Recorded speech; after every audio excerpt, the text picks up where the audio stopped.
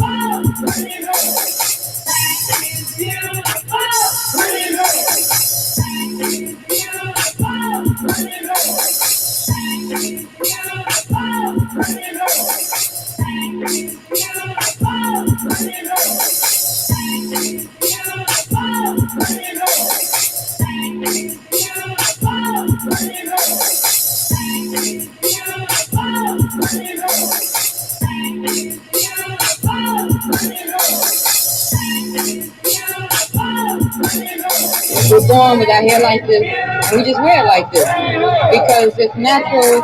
Because the reason for it, you might say, is like a new awareness among Black people that their own natural appearance, physical appearance, is beautiful.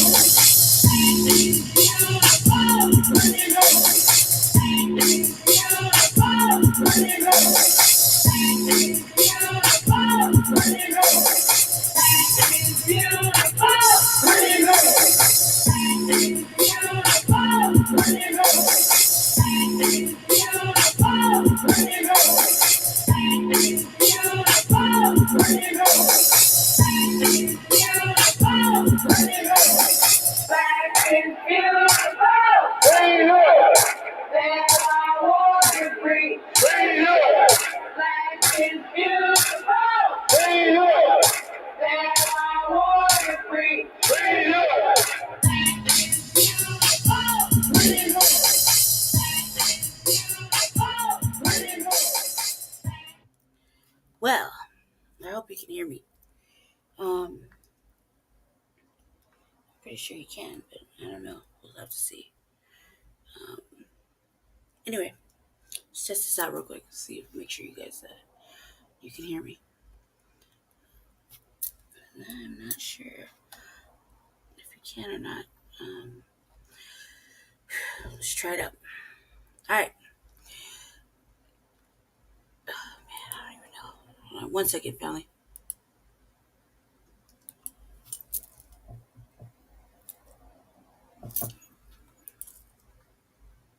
One second, family. I think I have somebody knocking at my door. 1 second.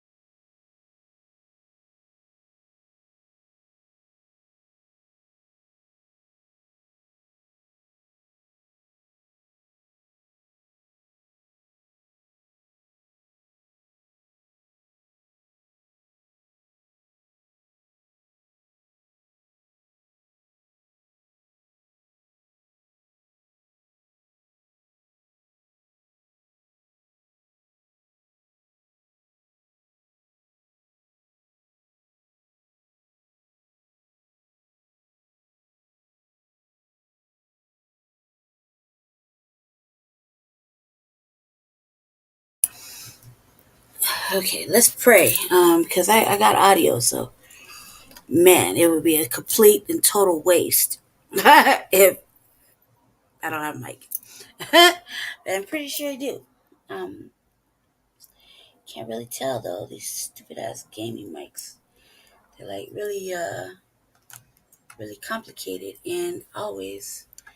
I don't know how you know Che does it when he's over here, but this is like my shit, and I don't know why I can't get it right sometimes. All right, let's start over. Welcome to the Revolutionary Agenda. I'm your host, Seduction Doll, aka Lady Che, co-host of Frontline Blacc News, that appears on Saturday on Facebook and YouTube, and consistent contributor to Shabakas Black Experience Enhanced on Blog Talk on Tuesdays. Um, that's why one of my favorites. And here we are, the Revolutionary Agenda. This is also a P.E.C. People's Education Committee broadcast. And a little bit about that. I want to shout out my teacher, Mr. Yanga Nkrumah, and the sister Nandi, that have been working on this People's Education Committee for a while. I'm lucky that I get to do some education too. You know, they're busy right now. I just want to say everybody's on a revolutionary busy tip. So I also have a busy life. If you follow the Revolutionary Agenda or Frontline Blacc News, you know my mate is running for political office, and yeah, it's quite heavy, very heavy lately.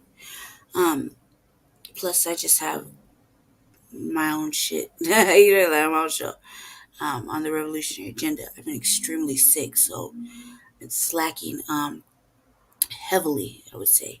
So, if you notice that there's a show like every 10 days or something like that, it's because I have a serious heart condition that has put a lot of fluid. I only have like one part of my heart working, and there's no fixing it. So, um, it's put a lot of fluid, like maybe about 70 pounds of water on my heart and lungs. So it's like all swollen. Um, and it's caused me a great deal of actual, really serious moments where day-to-day basis it would not surprise me. But Allah came and got me. I lived a very adventurous life. Um, we had some scary moments though. It's been getting quite heavy, and it's just a life that I can't seem to shake. I've always had a really jam packed, active, adventurous life of doing nothing but all kinds of crazy ass shit. So I'm pretty busy, and fortunately, I guess it's extremely stressful, and I'm supposed to be calm and just.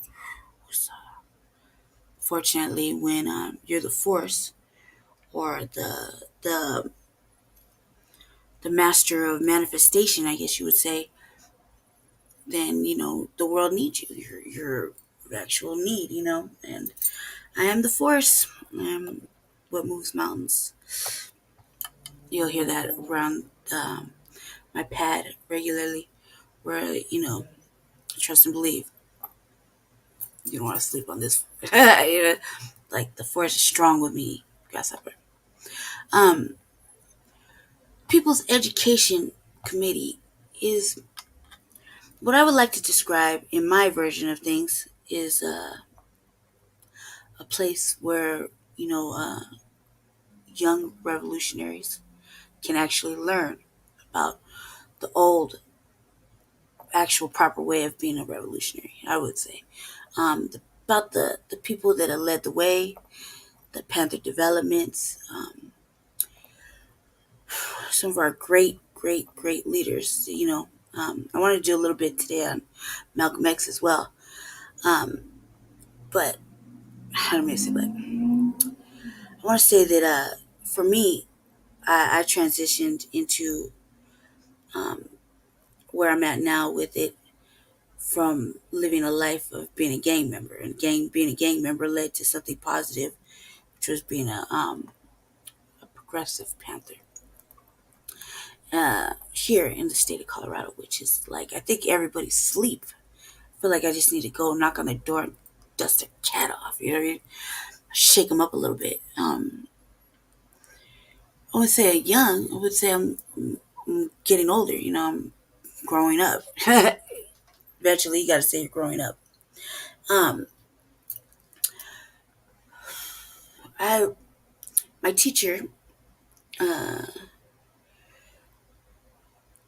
given me a lot of food for thought and a lot of things to read and study on when it comes to principle and theology and foundation, black nationalism, etc., etc., etc.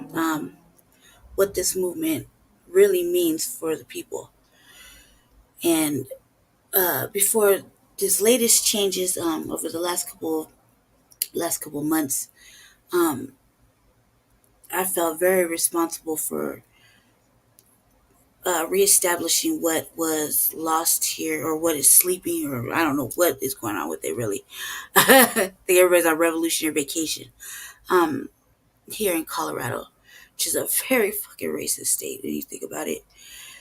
And right now, in this time where we are talking about um, foundational Black America and Black liberation and ending a system of racism and white supremacy, and really not letting that shit go. I mean, just standing on it, really giving it to them, because the decades of benign neglect, man. I mean, go in on this all day. To stand on what is actually really for the people. You know, here in the city, that's been my whole life being a degenerate. I sold drugs and did all kind of crazy shit. And this last year, I spent trying to be of service, which is something I would never thought in my whole fucking life I would ever say. And it's got me, there's no reward from it. When you do something for the people, there's no reward, there's no viewership, there's no money, there's no clout, you get a little clout in the street, a little added to what's already got. The reward is that you're doing something for the people, something that should have been done for you, you know. Um, I'm a product of a system since I was a little girl, a system that has shown me nothing but negative and neglect and just failure, utter failure. So to do something completely selfless and for the people on a compensatory mindset, you know, the most vulnerable get the most constructive help, and to change the status quo. You know, I'm tired. I'm tired. You know, I don't care how it's used against me. I'm trying to really a major effort on my end to behave myself and control my words. That's a major effort, and I'm only doing it because my mate is running for political office. I'm unapologetic. Period. Period. Mixed. I don't give a fuck. I'm not answering for any of that shit no more. I picked a side. I know what I catch the tips. You know, unapologetic. It's freeing. It really is when you just are, you know. And I just am. And I don't care. I've been like that since I probably came out of the villain, you know. It's a real problem with myself and my baby brother. He's just not free like me. Not my job. Yeah, I mean, I've been like this since I came out. My father, you know, rest in peace, 42 some years, he would have the same energy. And nobody could say anything bad about him. Everything I ever heard about him was really, really good. He was a good person. He's really, really energetic, really hype, live, you know. And, you know, when one soul leaves, one enters. So that's how he passed and I came in.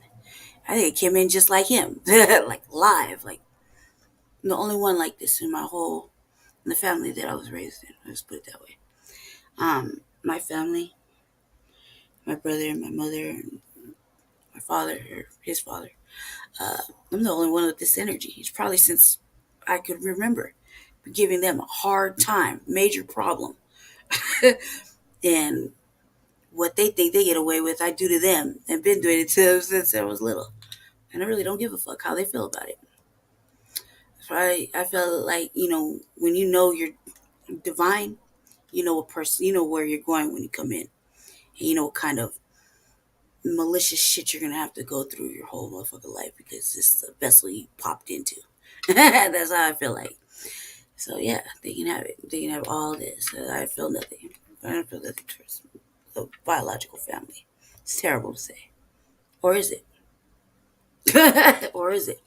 I do want to say this though, that I grew up in the street and my education is not formal. I'm self-taught, um, street educated, yes, or educated. I have lived experience, right? Then people say it, um, which makes me a full, well-rounded person, in my opinion. You know what I mean? Like actually have life experience enough for 5 people with the same energy if they came that way. You know what I mean? And there's not a lot of individuals that have this type of natural fire bill and greatness. I don't know. It's a gift. It's rare. When I see it, I'm like, wow, I recognize that energy because it's the type of energy that gets shit done. And it's been true. I mean, like people have people have been elevated and have been, I would say, blessed in my presence, even though you wouldn't think so. Because, you know, from the street and fucking however they want to word it. I would say, yeah, I pretty much do good shit. And unnecessarily. I don't know. But this, being of service, that's a different kind of good. This is for people that actually need constructive fucking help. And it's for the people. And politics, which is something I never really got into because I was a gang member and just gang members. Just wasn't really interested until like maybe like last year. It's a different thing. I watch how people get into political position, and all of a sudden, there's no regard for the people. The people don't even exist. It's all about position and power. and the power is used in the worst way, and it always, always fucking affects the people. I'm the people in my city. I'm the most vulnerable in the way, literally. Sleep on the sidewalk, most vulnerable, in and out of jail, fucking the worst.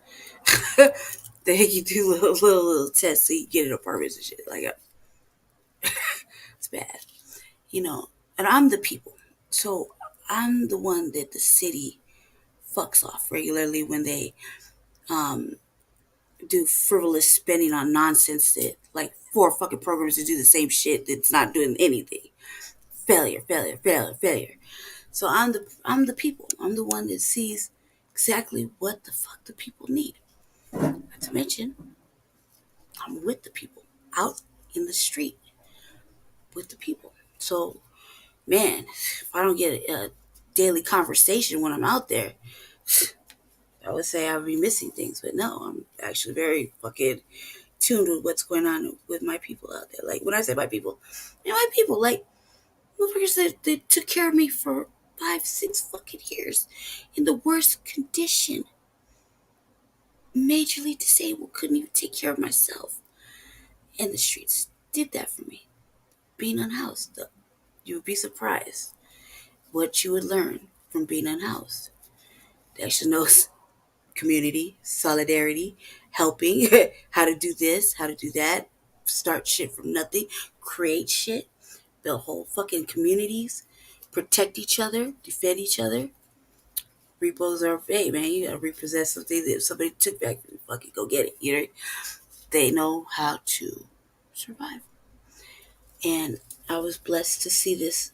I would say it's a blessing. I was blessed to see this several times in my lifetime.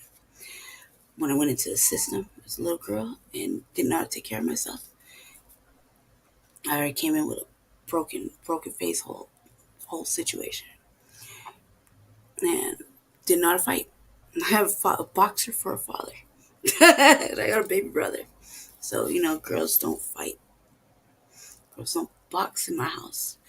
I grew up in a Chicano household, so it's kind of like not customary to have your daughter just beating the shit out of stuff. So we have a whole boxing gym I couldn't even access.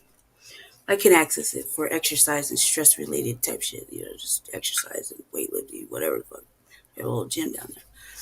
But he didn't really teach me how to defend myself at all. So I didn't really get into too many things, like, because you're tight. You don't get into these kind of shits. You don't get into little fights at school. And when you do, it's only because someone wasn't paying attention or whatever. So, I didn't have that kind of experience.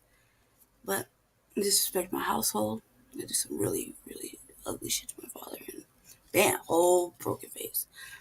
And couldn't take care of myself. Go to foster care. I say, I'm cool now. Nowadays, I'm good. But man, I couldn't have no female friends. Because I don't know what it was about me. They just wanted to fight me every fucking day. Like that. And it just happened that that's what happened. I thought we was going. I was just coming into the new house, all naive and shit. And nope, I've been drinking since I was like 9 years old. Because my pops worked at a liquor store, I could go to sleep. You would not believe that a thing of Mad Dog 2020 at 12 years old and a motherfucking blunt that I've been smoking for like at least 3 years knocked me out in a way I couldn't remember shit except getting jumped, and that was it. And that was so unusual. But I was blessed that the hood looked out for me, and they took care of me. They fixed my face when the doctors couldn't fix my face. They made my eyes stick back in. And they taught me how to defend myself. They taught me how to protect myself. Taught me how to survive. Taught me manners. Manners. Ethics. Principle. What not to do and to whom. Why would you react this way? Politic before it gets to that extent. Real life principles. Disciplines. Disciplines. And fortunately, I just happened to be on the lighter scale. And yeah, it couldn't be couldn't be quoted on a slogan 93. It is okay though, because it all rounded out in the end. Um, they made sure that they put me made sure I got quoted on somewhere, and I came back home, and them since I was a little girl, I don't even see my own neighborhood ever here in Colorado, ever. I dare ever see anyone my age from my sets. I don't even think my set exists anymore, and it was small when I came on. I don't think it even exists. If it does, it merged somewhere. Yeah, quoted on my skin, quoted. And then the day, I didn't learn shit from doing it. I didn't learn shit from them. I learned more from the men that raised me. Sadly, they gave me a home, a life, and they fixed my face. And I kind of even got like a little temporary mother. She was a real nice lady.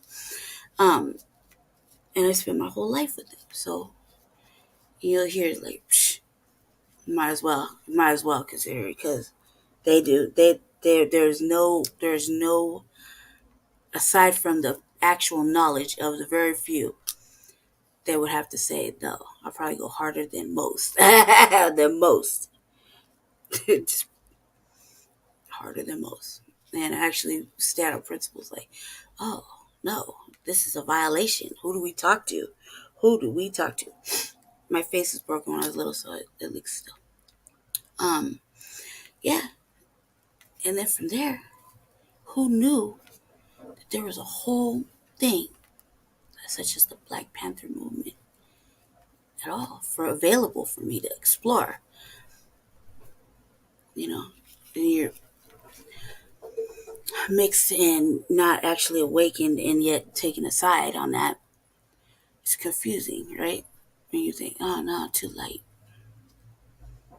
No, it's a debate. I didn't want to let that stop me from doing something good and to transition. You can't be a motherfucking gang member your whole life. You just really can't. You just can't. At some point, transition, you know? And so this was an easy transition. This was a smooth transition for me I still hold my principles in the education I got. So like I said, that was a real education from community revolutionary progress. That was a real education from 12 years old till fucking damn near yesterday. Still getting educated with the older ones.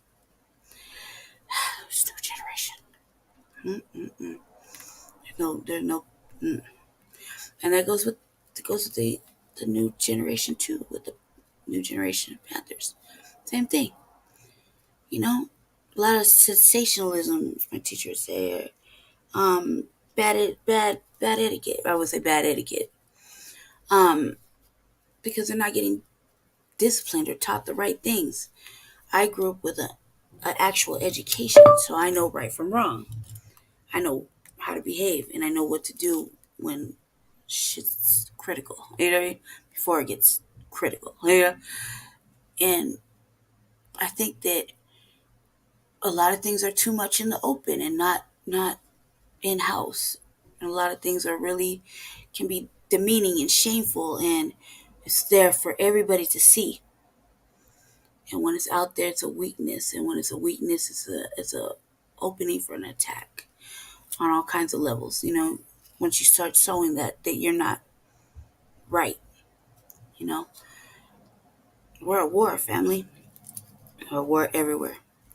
And I'm just lucky, like, not everybody can have that, even though you would look at it as a bad thing. Not everybody can have the education I got.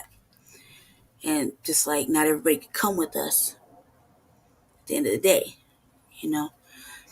I also feel very strongly about this work, like, that they did that led to this moment in my life. So what I'm giving to you is a gift. It's a gift.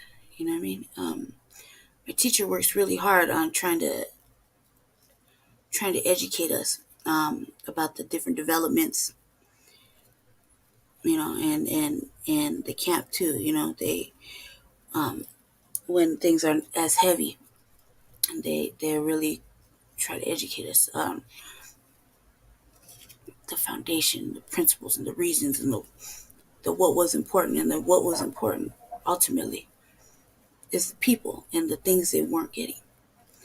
And even now, it's you could pretty much take the 10-point plan right now and actually have it be relatable to something going on right now in every city. Real shit, And I strongly believe, in the by any means necessary. Man, I got my button on today too.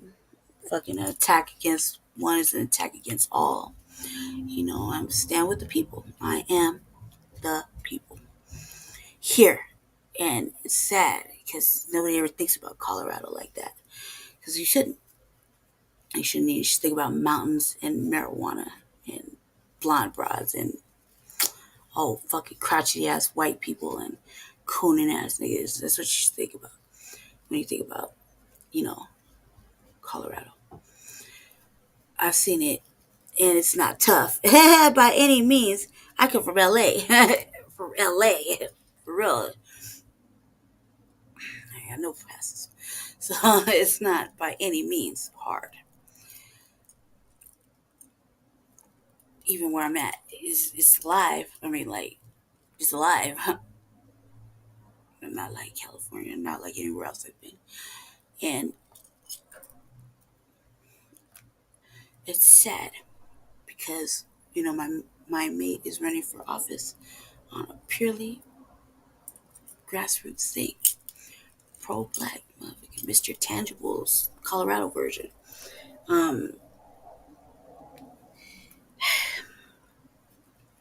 Independent. Fucking, everything we want. Right? You know what I mean? Everything we want. And I'm watching this shit happen. And can't help but want to fight the whole motherfucking world anyway. Because when you're like codified, you just can't let these things happen. You can't let not one fucking act of white supremacy just pass by. Can't, not anymore. At least I can't. I can't do it. I refuse. I don't give a fuck. And I'm like, I'm on it. Like, I'm on it. I'm on it with people of our own. Either they be darker than I or whatever. They just say I'm racially ambiguous. That's what my mate said. I'm tired of discussing it. Like, and I won't. I don't care. Not even now. He's running for office.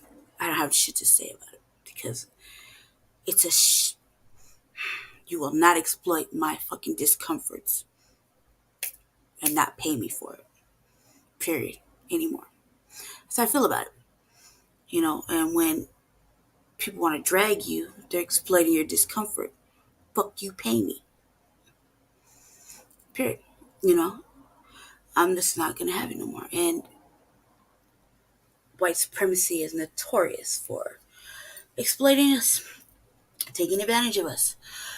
I go on a number of ways of how they could get away with fucking us out of anything good and keeping us in a very fucking revolving door of fucking pacifying and just take this answer and just, no more. I'm tired. I have been tired my whole life of watching the following. Kids around my neighborhood not being able to go to school, whether they ran away or not. That's one. They're just chilling with older motherfuckers like me,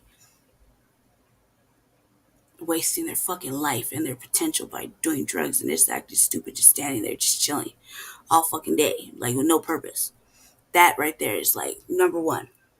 I feel like my kid, I don't think first of all, no. No. When I say no, I mean fucking no. Two, I'm tired of watching the elders be taken advantage of. Don't think that they're not aware.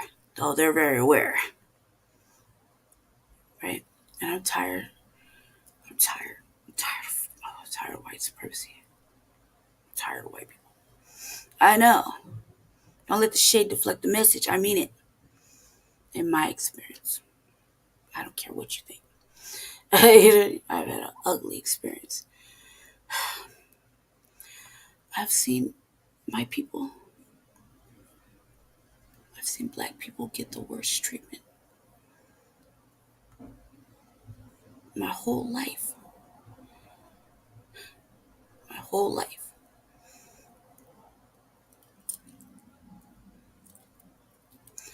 I'm thankful that I was already awake. But to reawake and kick out all that other shit that I was conditioned with my whole fucking life, all this confusing biracial talk, kick that out. And I would say we're at war and pick a side. I picked a side. No going back. It's loyalty is everything to me. Death before dishonor. You know what I mean? Death before dishonor. And loyalty is everything. There is a price for betrayal. You know. So I commit to something. I commit all the fucking way.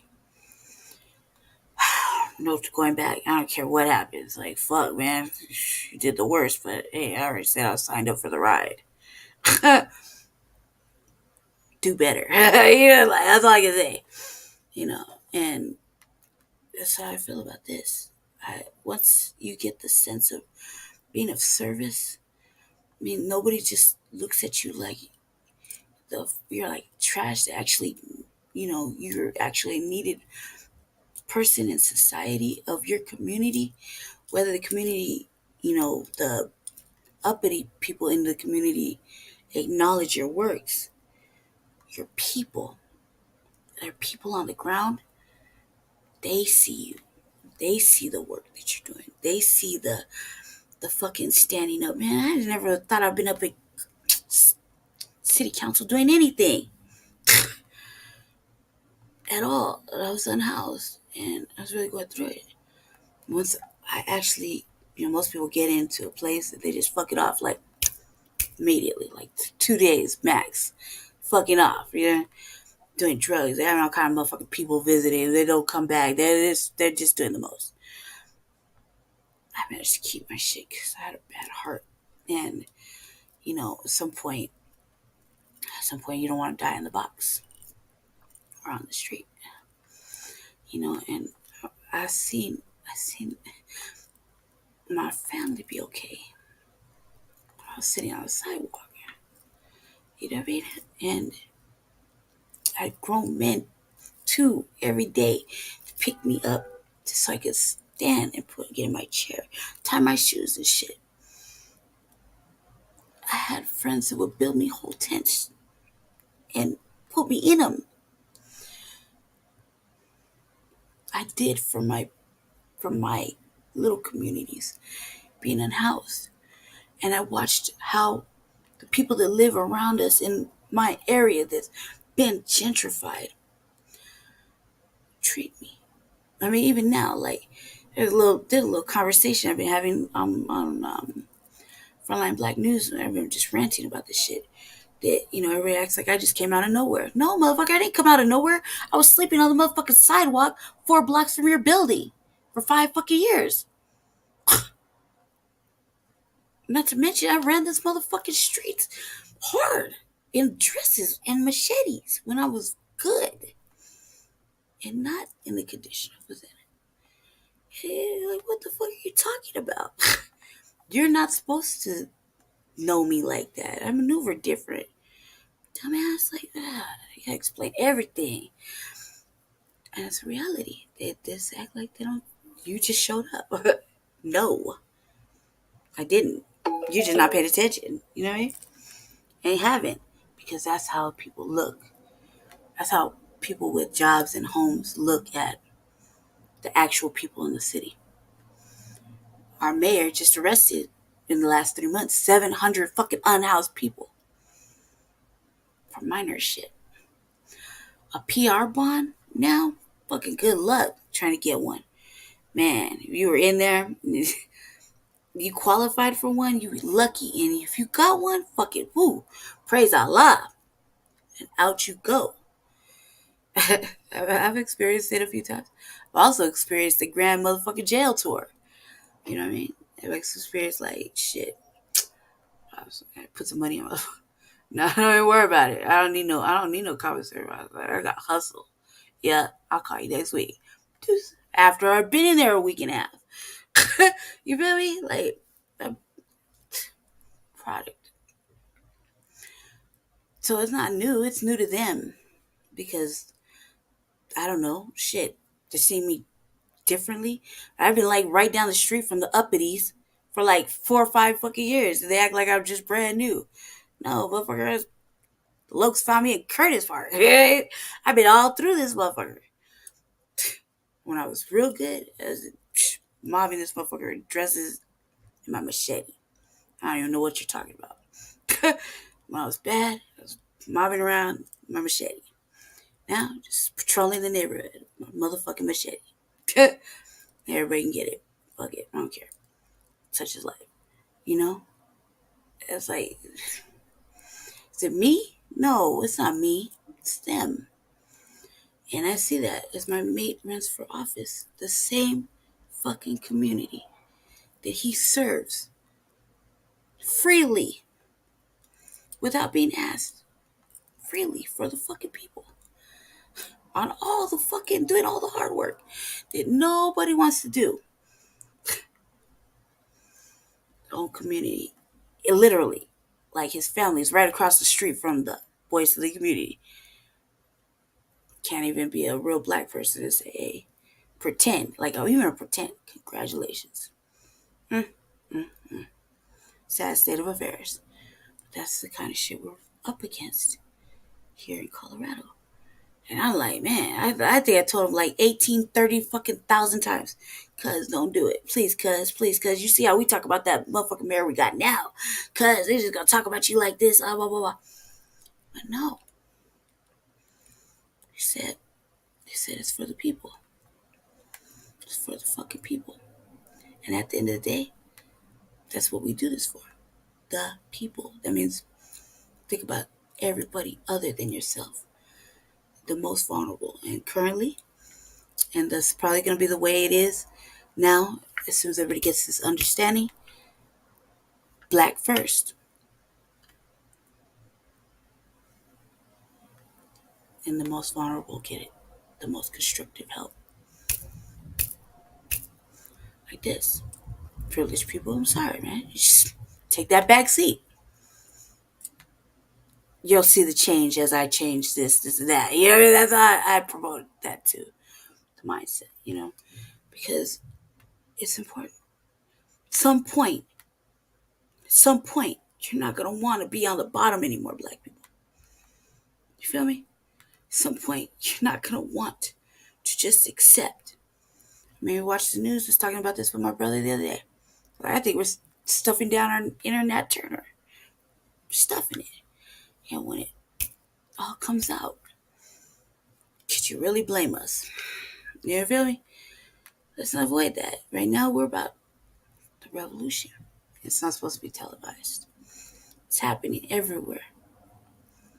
You know, there's not a lot of good leadership out there. There's a lot of well-known leaderships, sure. Yes, that's out there. You know, pick your leader, I guess. And where I'm at, works. I feel like fuck it, man. I don't even know what to say at this point. If no one said anything about this, and I've been like actively just trolling the neighborhood, just Black Power, what's up, bro? Blah, blah, blah. But I'm clearly wearing my blue button today. I had another one. I think it's under the couch. I think I lost it. I think it's in this house.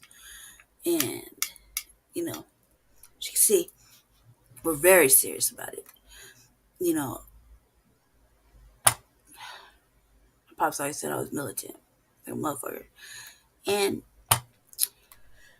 she's gonna have to do this, dude, because apparently it's not gonna get done until the force starts the process, So here we go. Today on the People's Education Committee, We're gonna do a video. We're gonna do a video exploration with me, Seduction Doll. In the video exploration, we're gonna explore a couple of different things. We're gonna explore, and when I say we're gonna explore, that means we're gonna explore it together. That's the first time for everything, even for me. And trust me, I read more than I watch. I read more about Black liberation and socialism, fucking actual books, um, before I watch video of anything. However, however, today is a different day, and we're gonna actually watch a video. We're gonna watch a couple videos. We're gonna watch this one called "The Man Who Armed the Panthers." Now, Brother Yanga has his own has a Panther development um, book that he was reading out of, and I think he was on the sixth, and so he was talking about the actual development from from what was before and what we know now, um, and that's been heavy. I actually started off with wanting to read, and then I decided, no, let's just do this right now because I haven't been feeling well, and we're lucky that I'm here. So let's just take it at that. And I just want to see this video because it's interesting. It looks interesting. It says, I'm going to read you a little bit about it. It says, The Man Who Armed the Panthers, August 20th, 2012. So the man who armed the Black Panthers turns out to have been an FBI informant.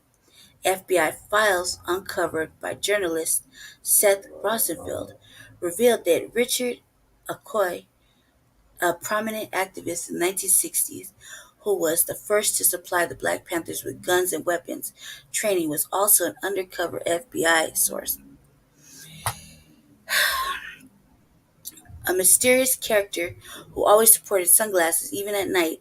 I ain't gonna lie, that's me too. Clay was a militant leader of the Third World Strike and an activist with the Asian American Political Alliance of UC Berkeley. The revelation about Okoye's role as an informant emerged from the FBI files obtained by Rosenfeld and an interview with the FBI agent who says he recruited Okoye. Rosenfeld has spent the last 30 years researching the history of the FBI and radicals in Berkeley for his new book, Subversives, published in August 2012. Alright, so we're going to watch a build. We're going to watch a video.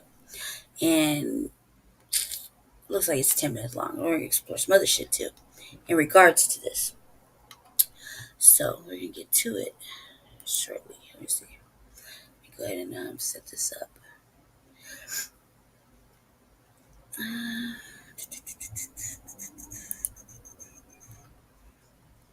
Okay. Also, family, if you do get a chance and you can, it'd be tight if you donate it to the Cash App. The doll needs help badly. I don't even want to talk about why, but I'm moving and I need help badly. I got a lot of things going on. So if you can. Whatever. I have tangibles too. So if you do donate, I'll send you a book called Man Up 24/7, done by my twin, Ramel Understanding. It's 5% knowledge, and he wrote it as a political prisoner here. And I could also send you some mixtapes because I've been cranking them out lately. From he suffers from schizophrenia, so he's locked up as a political prisoner here in the state mental hospital. However, that man is brilliant, fucking brilliant, so brilliant, and kind of handsome. He looks like me. It's weird.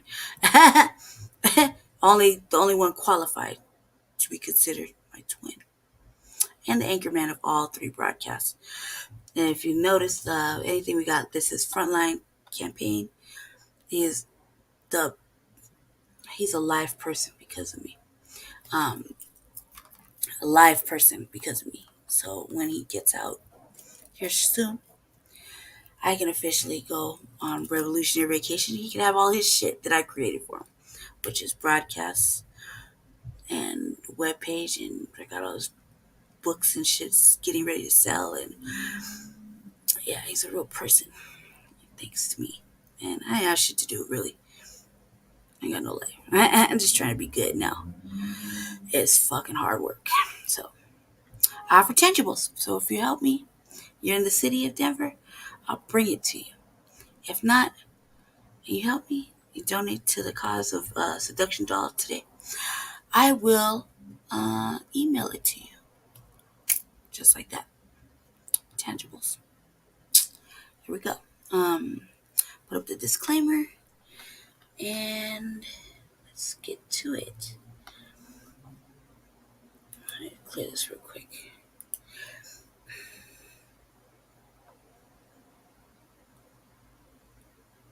Okay. All right. Here we go. Let's see. Sharing. I kind of forgot how to use It's really stupid, right? That's how long it's been since I did a program because I was really fucking sick the last time. I still gotta finish it, but the the mate was over and he had to do serious stuff.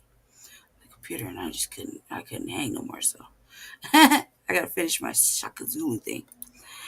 All right, here we go. Let's share it. Okay, and we'll go right here. Hopefully you can see it. We'll start from the beginning. Disclaimer up for fair use content like this shit. Okay, and unmute. Let's go. Here we go. We want an immediate end to police brutality and murder of black people. Well, perhaps more than anything else, the Black Panthers stood for the right of black people to defend themselves against white violence, even if it meant carrying weapons and using them in self-defense. But it also brought violent conflict with police. And by 1969, at least 28 Panthers had been killed in shootouts with police. Not many people know that the Panthers got some of their first weapons from a man named Richard Aoki. And nobody knew that Aoki was an informant for the FBI.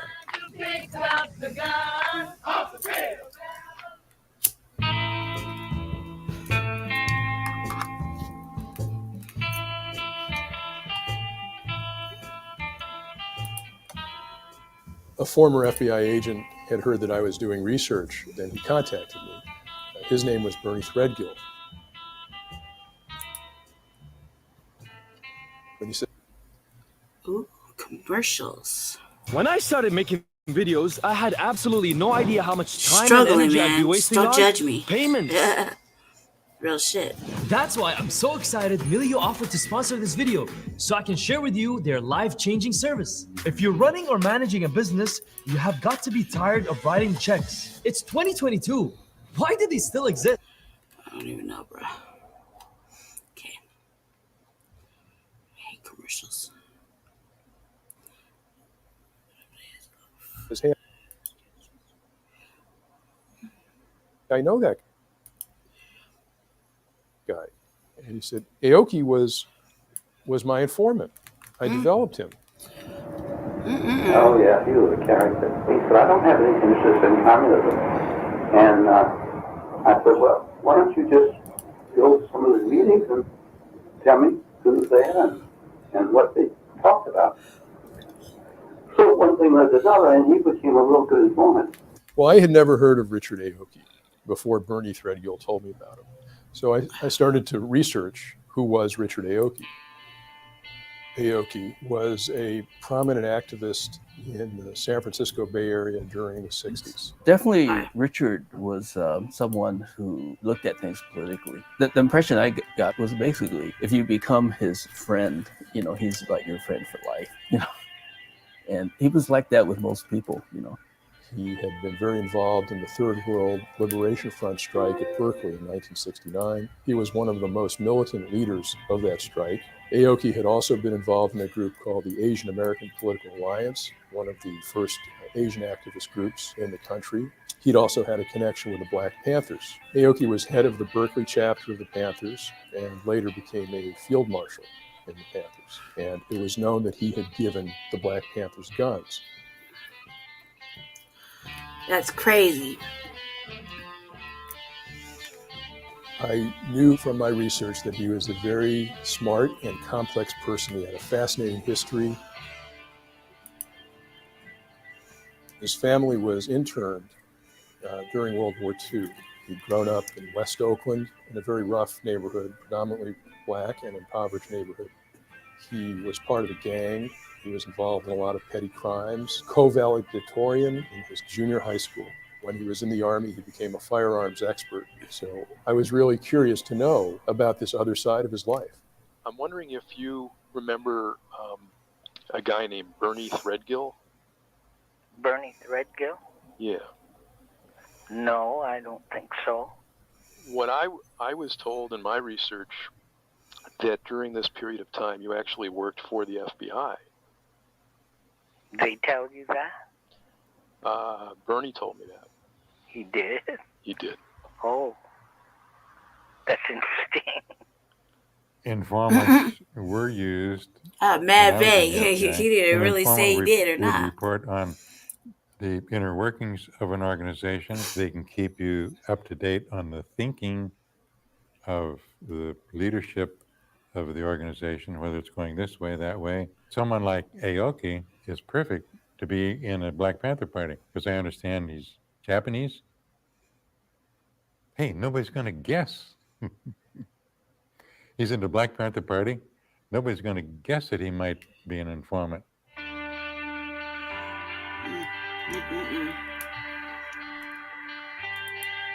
Through his involvement in the socialist groups, Aoki established his political credentials and became known to other activists in the Bay Area. Aoki was a student at Merritt College, and that's where he met Huey Newton and Bobby Seale, who would go on to found the Black Panther Party. The Panthers at that time were very concerned about police brutality in Oakland. They wanted to end police brutality. And they had an idea that one way to do that would be community patrols of the police. And in these community patrols, members of the Black Panther Party for Self-Defense, if they saw police interacting with citizens, there would be a Black Panther present with a camera and also an unloaded shotgun. The goal of that was to be an eyewitness to prevent any possibility of police brutality. But they needed guns in order to do these patrols. So they went to Richard Aoki. We went to a third world brother we knew, a Japanese radical cat. He had guns. We told him that we wanted those guns to begin to institutionalize and let Black people know that we have to defend ourselves as Malcolm X said we must. Mm-hmm. And Aoki did. He provided not only weapons, but weapons training. Threadgill had given me a detailed account of how he recruited Aoki as an informant, but I wanted to know more.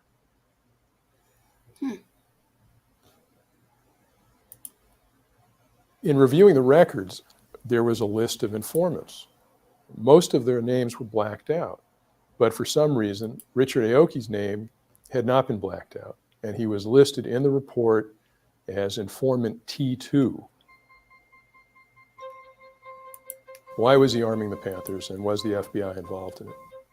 Under J. Edgar Hoover, the FBI had a secret operation called COINTELPRO, an acronym for Counterintelligence Program. Hoover was very anxious to go after the Black Panther Party. The goal of the FBI was to, first of all, neutralize them. Techniques ranged from sending false letters or planting negative news stories to trying to foment violence between the Panthers and other groups.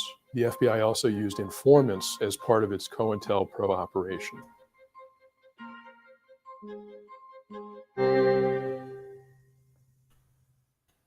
When Richard passed away, he had in his apartment 2 uniforms neatly pressed in his apartment. And one uniform was the Black Panther uniform. The other uniform that he had laid out and neatly pressed was his Army uniform.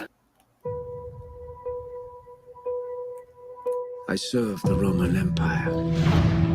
I fought wars against those who did not believe in our gods. But nothing could prepare me for the truth that is now risen. He was very special. They're fanatics. What was his name? He was called Yeshua. The man's dead. His followers are in hiding. He's been a threat. Take control out there and finish things. The tomb is sealed. Guard it with your life. If this body vanishes, we have a potential messiah. Where has he gone? You tell me. You will track down the corpse of Yeshua. The FBI had released about 1,900 pages on various organizations that Aoki had been involved with, but it claimed it had no files on Richard Aoki himself. This was very strange because Aoki was a major political activist. Aoki wouldn't even have to be a member of the party if he just knew Huey Newton and Bobby Seale, and he went out to lunch with them every day. They would have a main file, but to say they don't have a main file is ludicrous. In my opinion, the FBI has a responsibility to the community to give a full accounting of what its relationship with Richard Aoki was, especially because Aoki played such an important role in arming the Black Panthers.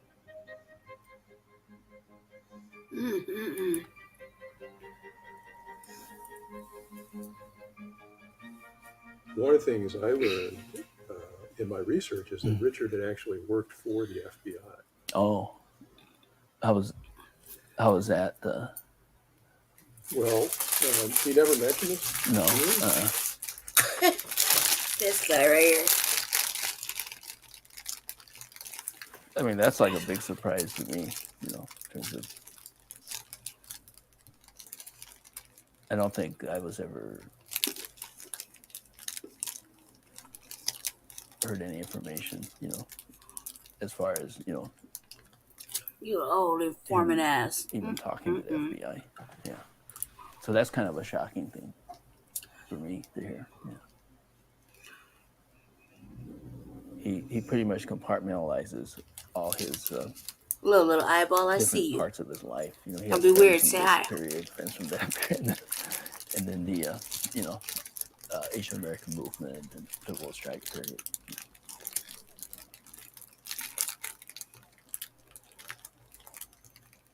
Whoa. Shh. I wonder why.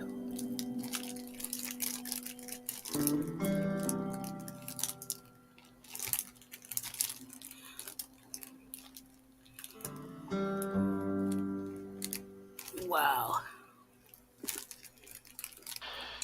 Am I wrong? I think you are. Yeah. Yeah, So, I definitely wouldn't admit to would you say fucking it's being an untrue informant. that you ever worked for the FBI? That motherfucker's paid by the crazy if he FBI? did. I would say it. And I'm trying to understand the complexities about it, and I think it is complex. I believe it is, and Layer upon layer.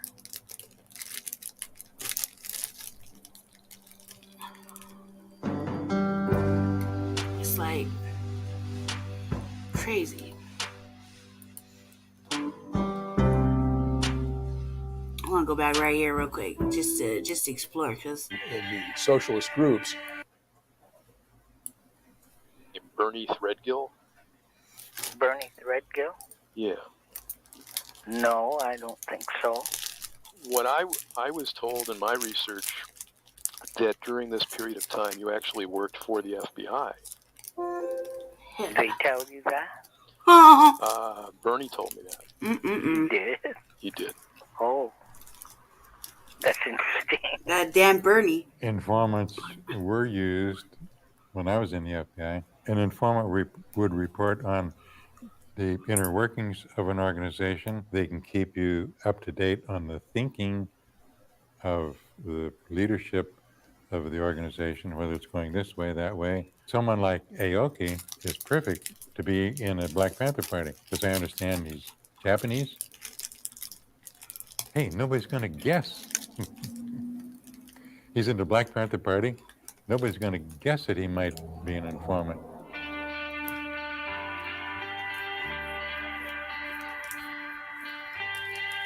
Through his involvement in the socialist groups, Aoki established his political credentials and became known to other activists in the Bay Area. Aoki was a student at Merritt College, and that's where he met Huey Newton and Bobby Seale, who would go on to found the Black Panther Party. The Panthers at that time were very concerned about police brutality in Oakland. They wanted to end police brutality. And they had an idea that one way to do that would be community patrols of the police. And in these community patrols, members of the Black Panther Party for Self-Defense, if they saw police interacting with citizens, there would be a Black Panther present with a camera and also an unloaded shotgun. The goal of that was to be an eyewitness to prevent any possibility of police brutality. But they needed guns in order to do these patrols. So they went to Richard Aoki. We went to a third world brother we knew, a Japanese radical cat. He had guns. We told him that we wanted those guns to begin to institutionalize and let Black people know that we have to defend ourselves, as Malcolm X said we must. And Aoki did. He provided not only weapons, but weapons training. Threadgill had given me a detailed account of how he recruited Aoki as an informant, but I wanted to know more.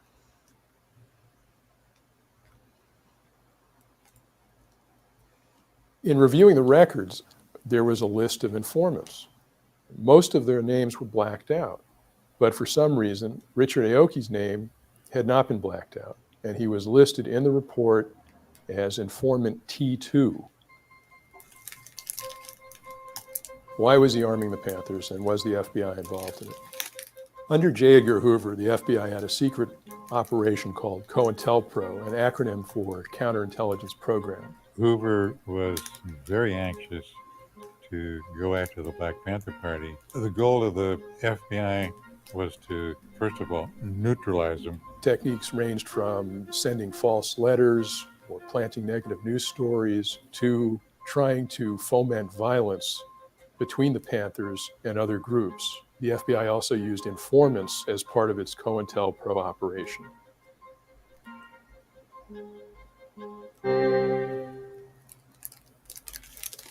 When Richard passed away, he had in his apartment 2 uniforms neatly pressed in his apartment. And one uniform was the Black Panther uniform. The other uniform that he had laid out and neatly pressed was his Army uniform. You know. Yeah, he's conditioned. The FBI had released about 1,900 pages on various organizations that Aoki had been involved with, but it claimed it had no files on Richard Aoki himself. This was very strange because Aoki was a major political activist.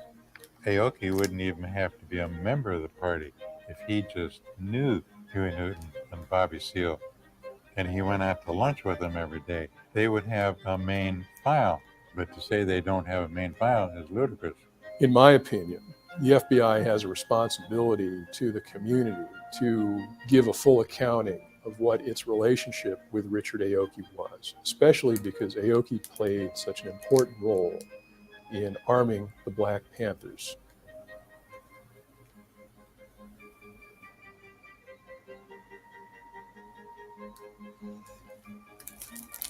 One of the things I learned in my research is that Richard had actually worked for the FBI.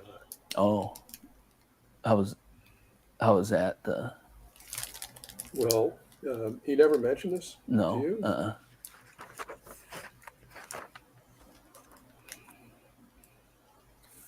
I mean, that's like a big surprise to me, you know, in terms of. I don't think I was ever heard any information, you know, as far as, you know, him even talking to the FBI. Yeah. So that's kind of a shocking thing to hear. Yeah.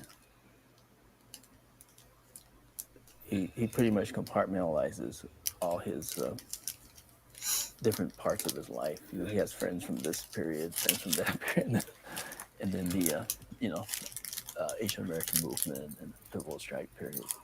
Basically, I think he was surprised he got outed.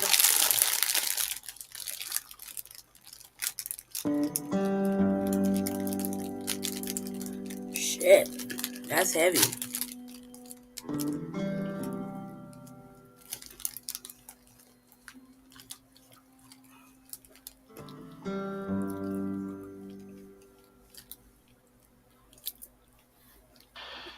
Am I wrong?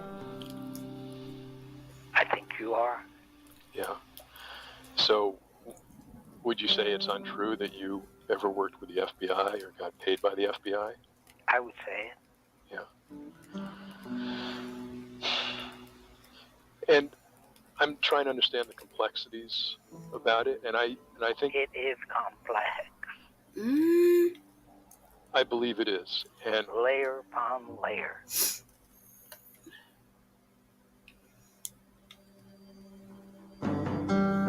But like dude was just like mad confused that somebody was like, yeah, he's doing the most, you know. Well, yeah, I think that is fucking crazy.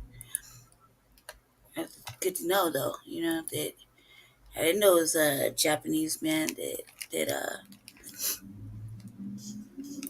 Oops, I didn't know that it was a Japanese man that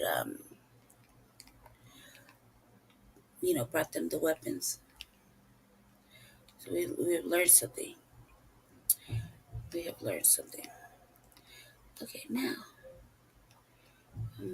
we're gonna go ahead and check this other little video out and get it ready. Actually, gotta find it. So let's get that ready.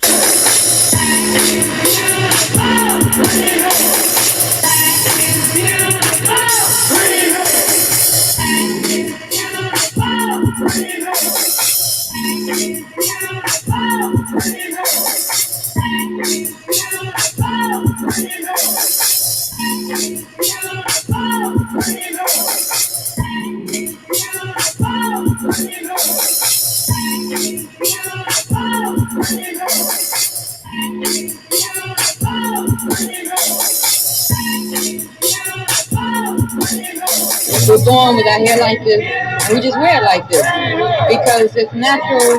Because the reason for it, you might say, is like a new awareness among Black people that their own natural appearance, physical appearance, is beautiful.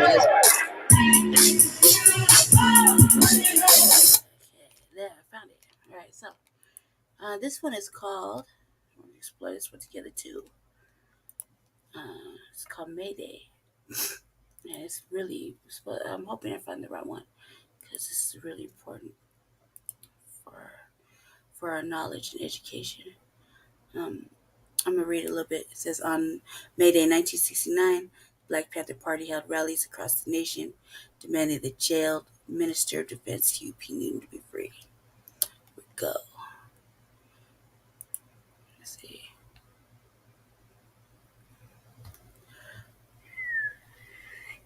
Back this track up.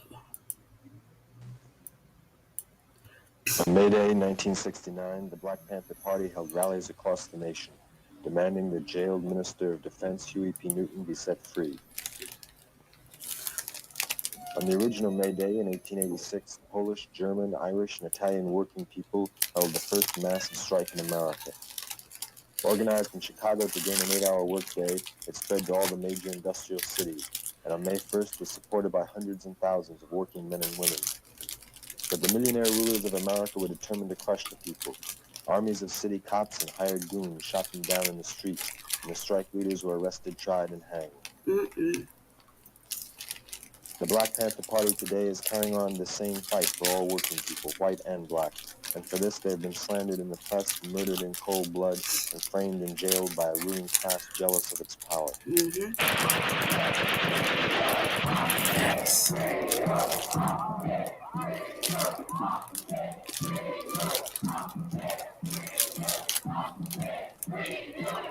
Man, I wish Shabaka would get on. We could really talk about this time. Shout out to our West Coast correspondent, Shabaka Sankori, original Black Cat. Plethora of knowledge right there.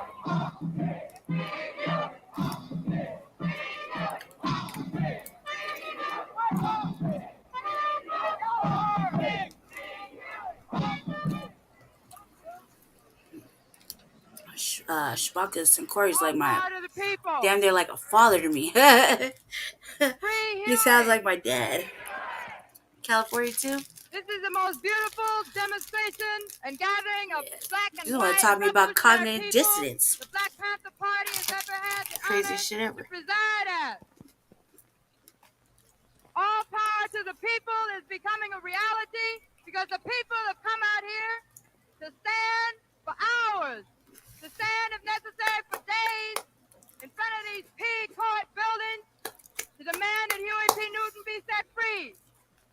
The state of California says that Huey Newton is a danger to the community. What do you say? Right on. People have been working to free Huey ever since Huey P. Newton first was shot in October of 1967, just as hard as Huey P. Newton was working to free black people in 66 when he started the Black Panther Party. Now, I know you heard a lot lately about what big mafioso Mussolini Aliotto has had to say, like he wants to destroy the Black Panther Party.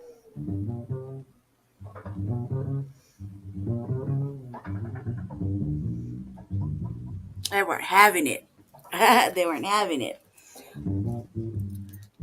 It's just lost on this generation now.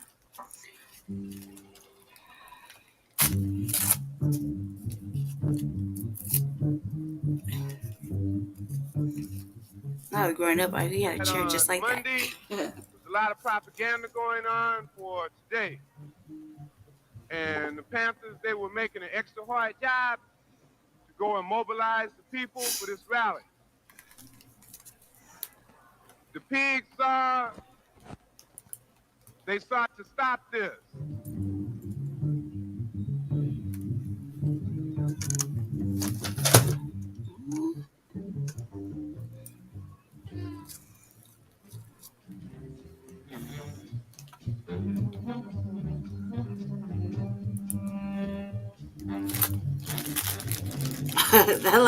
I mean, you only do. I love black and whites. Pig got on I do. And this is what he said. Amazing. Everyone in the Panther office, come out with your hands up and leave your guns. Mm-hmm. We don't take orders from pigs, so we didn't do this. Mm-hmm. By the time we got out the back entrance, there was about 4 pigs waiting for us at the gate. The tear gas had affected us so bad that one of the sisters, she couldn't see where she was going and she was falling. So the field marshal grabbed her and he was holding her up. Couldn't have that. The pig said, "God damn it, nigga, I told you to get your hands up against the motherfucking wall." So the field marshal said, "I'm trying to hold his sister up. She's about to faint." When he said this, I don't know the pig's real name, but the Panthers call him Big Red. Mm-hmm. Big Red turned around and leveled his M16 at Don Cox's head and fired about 5 rounds from a fully automatic weapon. The bullets went through his hair and bounced off the wall. He tried to kill the field marshal of the Black Panther Party, Don Cox. They weren't having it, man. They're not having it. They weren't having it.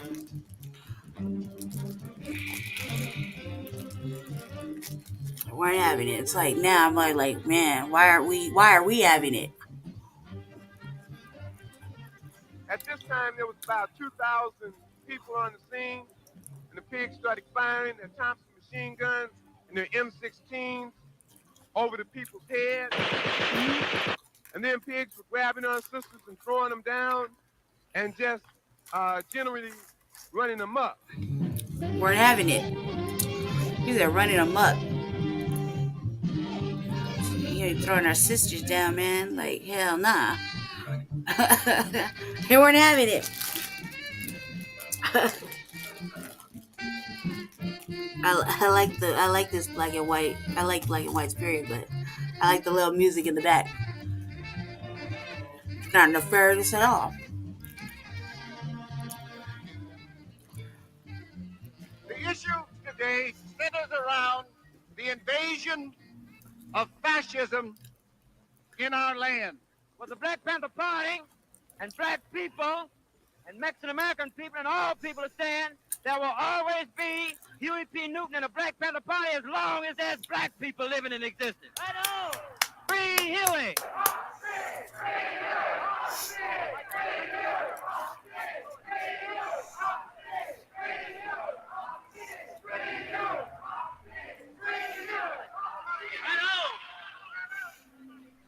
I want everybody to show this United States government this red book. Is this the answer? They said it. You hear them? Do you hear them in now? They're talking about the red book. By Channing Mao of Red China. That's what they got in their hands. The people are tired of the bullshit. And I'm tired of all that theory that's written down on paper. It ain't being put on practice. And they got this red book.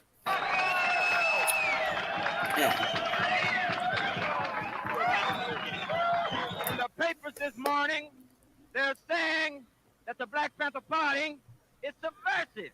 Well, this is all the Black Panther Party has to say to all those pigs in the power structure. The Black Panther Party, along with other members of the community, are feeding 2,000 young brothers and sisters every morning. If that's subversive, then tell me we subversive. As you know, we have initiated a free breakfast for school children. The reason behind this is because we understand that our children go hungry. Because we understand that the pigs won't get up off their ass and give us no food. Because we understand that there's a precedent. I wonder if they still even do free breakfasts. I grew up in the foster care system. I got lucky. I was going to MLK, Martin Luther King, and Marbello. I was getting a free breakfast. That shit was on point. I ain't even gonna lie. Cause that fat old motherfucking white foster mother didn't want to feed us shit. It's a program for the people and by the people. All the Black Panther Party has done was taking the basic needs of the people and putting them into practice because we are practitioners. We're saying that if it had not been for Huey P. Newton, there would not been any breakfast for children. If it had not been for Huey P. Newton, community control of police would not be in the process of being implemented by the people. If it had not been for Huey P. Newton, free health clinics would not be in the process of being implemented in the black community. If it had not been for Huey P. Newton, the 10-point platform and program of the Black Panther Party would not begin to be implemented by the people, and not only black people, because the Chinese Americans, the Red Guard, has copied the same 10-point platform and program, and they got a right to it. An Indian American organization, NARP, named North, has copied the same 10-point platform and program of the Black Panther Party, and they got a right to it. We're just waiting for this racism to break down when we see the poor white Appalachians up in the mountains copy the same 10-point platform and program and go forth to destroy the Nixons, the Reagans, and the pig Aliotos. And let me say one thing to the white people in the audience. Now, you know, Bobby has been saying for a long time, we will not fight racism with racism. We refuse to stoop to the level of a racist to hate somebody because of the color of his skin. Well, that's fine. But I see a lot of white people walking around and say, oh, good. Now the Black Panther Party don't hate me. I can go on about my business. That's a cop-out, brothers. And if you act like that, the Black Panther Party will hate you. Not because you're white, but because you ain't taking care of business to organize other people. Teach them the need to support the black liberation movement led by the Black Panther Party as a strong fearless voice against the American imperialists. Times have changed, family. In Vietnam, in China, in Cuba, in Angola, in Latin America, and everywhere else who is standing shoulder to shoulder to drive this vicious beast out of the way and out of the pages of history. When the party says power to the people, we ain't diving a pound. We say power to the people. And when the people say to Reagan, when the people say to Alioto, when the people say to Big Richard M. Nixon that we want Huey P. Newton free, we're saying you bald-headed pig punks better get out the way because we're tired. And we're saying you better let Huey go. Huey wants to be out here so he can provide the leadership to the people's revolution so he can take this country and change it, turn it upside down and put the last first and the first last, not only for black people, but for all people. Everybody knows that all the people don't have liberties, all the people don't have freedom, all the people don't have justice, and all the people don't have power, so that means none of us do. The only way we're going to get some freedom, and the only way we're going to get Huey P. Newton free, is to understand where we, the people, are. I want you to repeat after me. I am a revolutionary. A revolutionary. They have never lacked the Black Panther Party standing up and saying we revolutionary and practicing revolutionary action. They have never lacked the Black Panther Party standing up and proving through social practice that we're not racist, but proving that they, in fact, are the real racists. They have never lacked the Black Panther Party saying that we want some socialistic programs implemented in the black community so we can survive and be free. They have never lacked the Black Panther Party, and the people talk about we want some community control of police. They have never lacked the 10-point platform and program of the Black Panther Party. They have never respected Huey P. Newton, but we respect Huey P. Newton. We love Huey P. Newton. We love all our people. We love all our people. We love our people so much that if the pigs attack us, we're going to defend ourselves rightfully with guns and force. And that's our message to Pig Alioto and Richard M. Nixon's America. Thank you, and free Huey! One more again. Right here, this is the best part.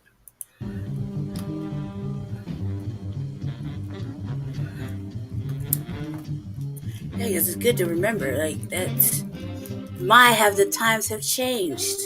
Family, the fucking times have changed. And the message... At this time, there was about 2,000 people on the scene, and the pigs started firing their Thompson machine guns and their M16s over the people's heads. And then pigs were grabbing our sisters and throwing them down. Not having it. And just generally running them up. That's how the Southern Chair would say. They were running them up. Huh. I gotta cut you out. No curse words. I don't know how he does it. Power of an education, family. Power of an actual formal education, I suppose. I only know two other people that can do it. One is my villain and my best friend. Like 20 plus year best friend. Centers around the invasion so cold of fascism so cold in our land. For the Black Panther Party and black people and Mexican American people and all people are saying there will always be Huey P. Newton and the Black Panther Party as long as there's black people living in existence. Free Huey! Man, I wish Shabaka could get on.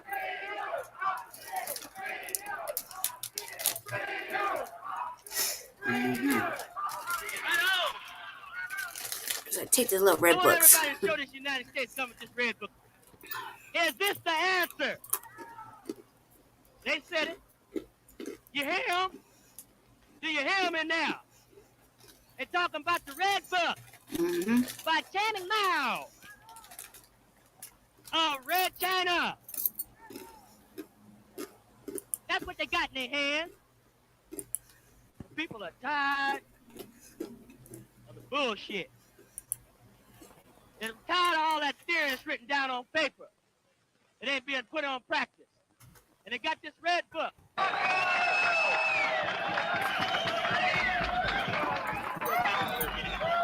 In the papers this morning, they're saying that the Black Panther Party is subversive.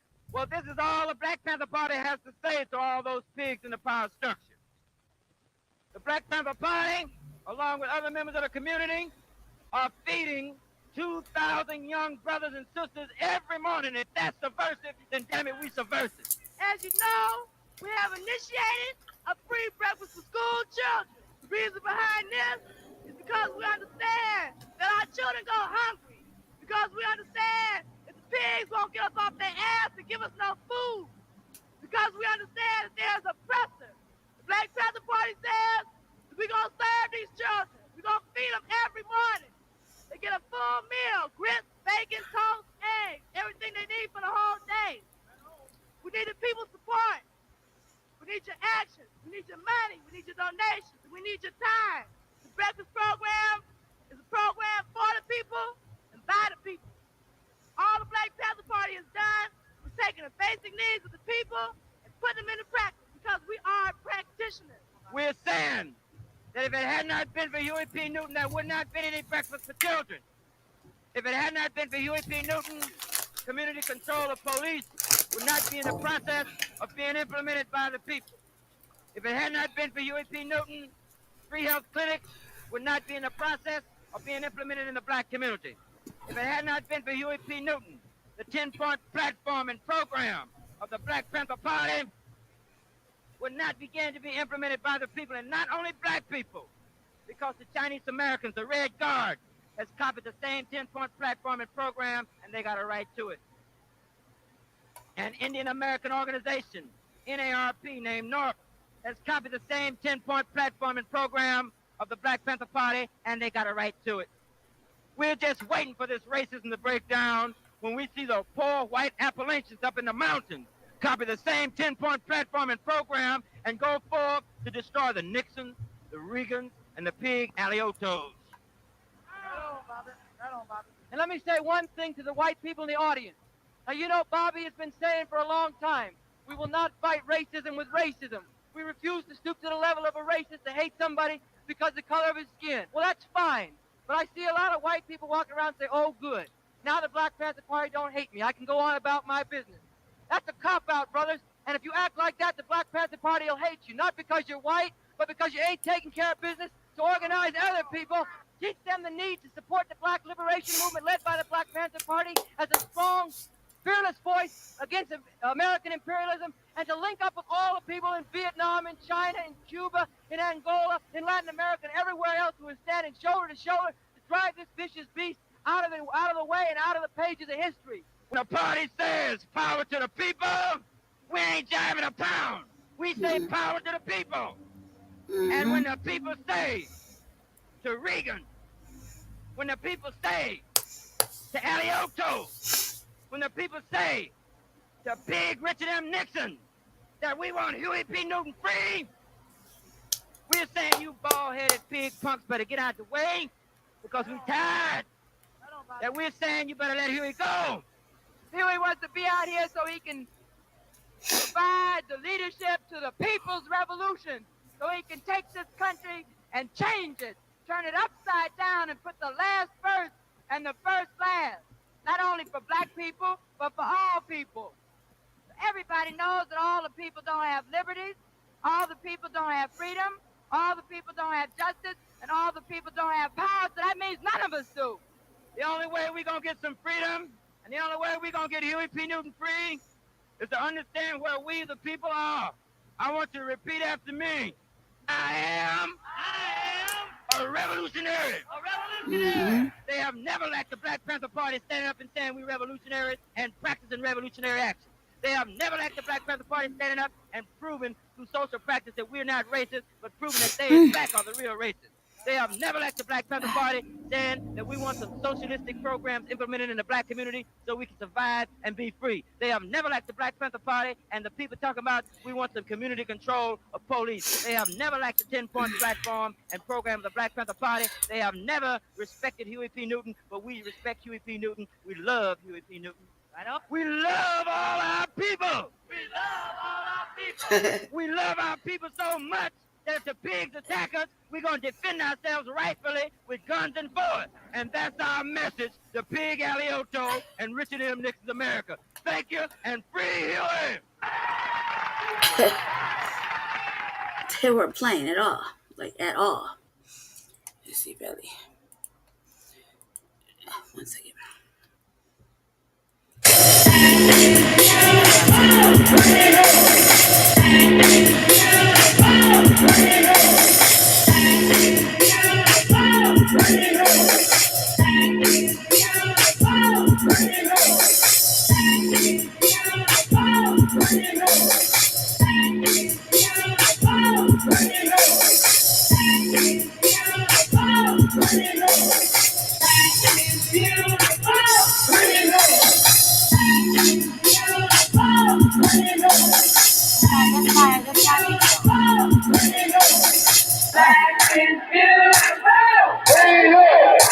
Okay, I think I got the other one now. Just need trying something different, guys. God. We're gonna watch this one real quick. We're gonna check this one out. This was called. Whoa, back this track up. This is called How Maleism Influenced the Black Panther Party, Black Power, and Yellow Pearl. Another interesting facet so that we're going to learn about. We're going to learn together, and that's what this is about. So we'll enjoy this. I learned much. Well, I would say I was refreshed. That was something I already knew. So it's good to see it just like that. And I wish Shabaka would get on, would come on my program. But he's working. So, or my teacher, anybody, but busy right now. So, yes, I do the revolutionary agenda whenever the mood strikes. I suppose, just that I'm not feeling well enough to do it. So, let's start. The revolutionary posture. Chairman Mao says power comes from the barrel of a gun. Let's talk about all power to the people. I need to say that. Yes, politics is war without bloodshed. And war is an extension of those politics. But there is no politics in this country that's relevant to us, to black people. We are the people's workers. And we're going to keep serving the people. Everybody. I mean everybody. The man don't like it, but we're going to show him. Yeah. You got your red book. Hold your red book up and tell the brothers where we getting some new ideology from. I know. And Mao says that power comes from the barrel of a gun. America also proves that power comes from the barrel of guns. Black Panther Party and black people and Mexican American people and all people are saying there will always be Huey P. Newton and the Black Panther Party. I'm right here, Philly. I just black need to people adjust living my in existence. chair. Be right back. Free Huey!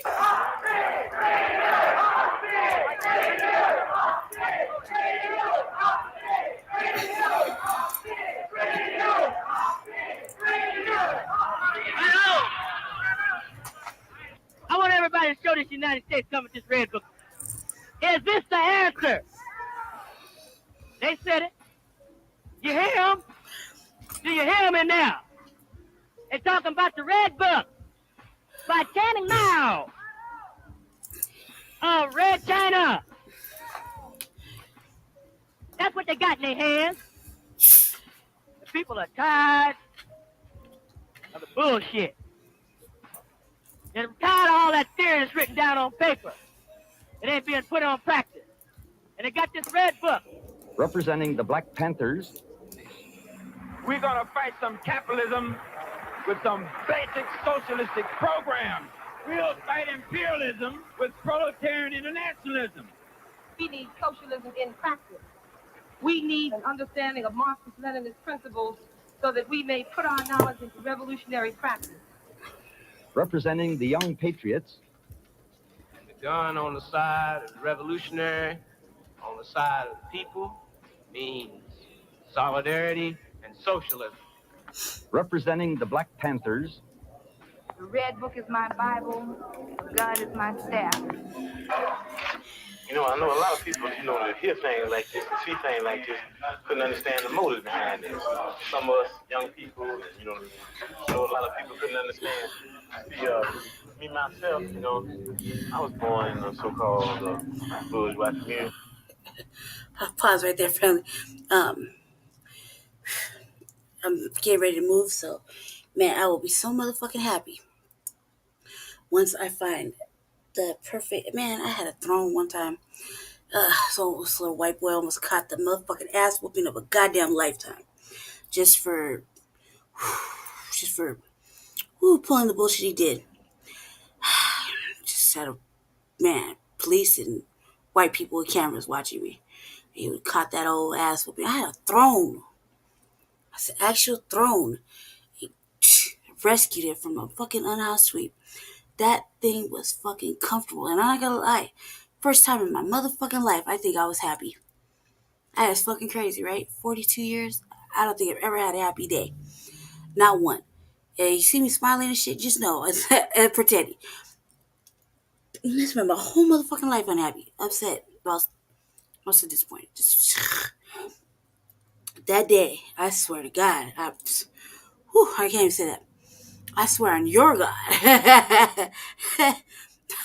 Oh my God, I felt majorly.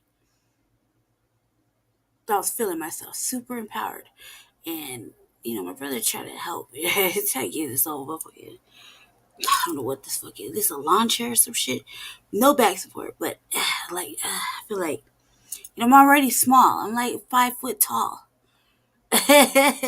And my desk, like we just took the legs down, so it's like I'm sitting like at an actual desk. But this motherfucker, this shit there right is like this high naturally. You use bar stools to get up here. Okay. I was gonna have my own little broadcast, the way I had it all set up in my brain. Off brand. It broke my motherfucking table, and I just can't have your table sitting on a coffee cup. Yeah, it's weird. For them, I was okay with it. I know to be gentle with my desk. So I'm not all shaking and shit, but man, like this right here is like this high to me. Literally comes up to like my chest right here. Real shit. I gotta drop down like a lowrider on purpose, okay? And just like so uncomfortable. Like, I want to take this fucking chair and every chair I have in here, take it outside and burn everything. I want to burn everything down to the ground and then fucking just go find me like a nice little motherfucking. Should just go look up on my brother, take the one he got in there. He's sitting on like a fucking little like a fucking piece of a sectional. Like a solo piece of a sectional. It's like a lounge chair. And I'm not digging the color. It's like red as a motherfucker. I'm pretty sure we could find one in a nice saucy little blue. I think my room is blue. You think I'm finding a nice saucy little color that'll fit the doll, you know? And a little leveled up because, as short as I am, small as I am, I don't know if I really am digging this right now. Plus it's like, 66 degrees. It's like 75 in my room. The fucking hottest motherfucking room in the house. Like, whenever my heart started hurting. I was sitting here like, man, better seating. That's what I've been saying for like 2-3 months now. And it's a real life struggle. So yeah, I have to adjust my my seating. Plus it's not really dark. It's actually daylight outside. I have it like set up like because everyone always a clown because I'm so light. But actually, do need light. You just don't need the overhead light because the overhead light's like beaming. It's like when you see me with Che at Che's house. His light is covered with a foundational Black American motherfucking FBA bandana. Okay, so there should be some shading, some dimming because I can't do light like that much light as it is. But this is like casual. I just don't want to open the fucking curtains because I don't know if you can hear it, but I swear to God, man, they're lucky the little kids out there. They've been wanting to whoop off on the motherfucking neighbors. It goes heavy over here because they don't know what this is. This must say naive or simple or innocent or something. There's nothing like that going on right here. There's no bitch, pussy, mark, none of that shit going on. Anybody can catch it. Anybody can get their ass whooped. They can get told off. They can get told real hard about how to behave. And like, what the fuck is all this running and shit? How the fuck I hear it here? And the fucking stairs all the way in the front of the fucking apartment. That's when you know you're doing too much. You know what I mean? So I kind of want to stay here because it's my comfort zone right here in the heart of the motherfucking worst neighborhood in Aurora. Though, the people that pay for this shit don't want me here like that. They think I deserve better. I don't know if I do or not.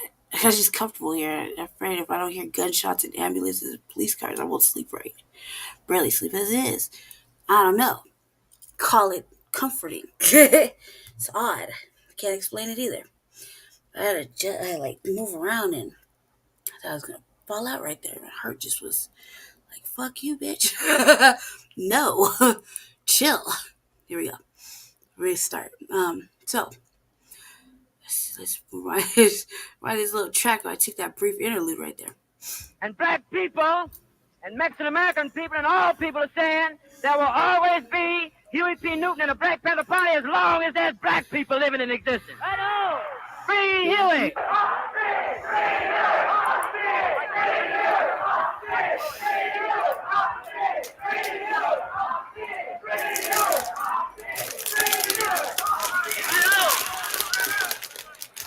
I want everybody to show this United States government this red book. Is this the answer?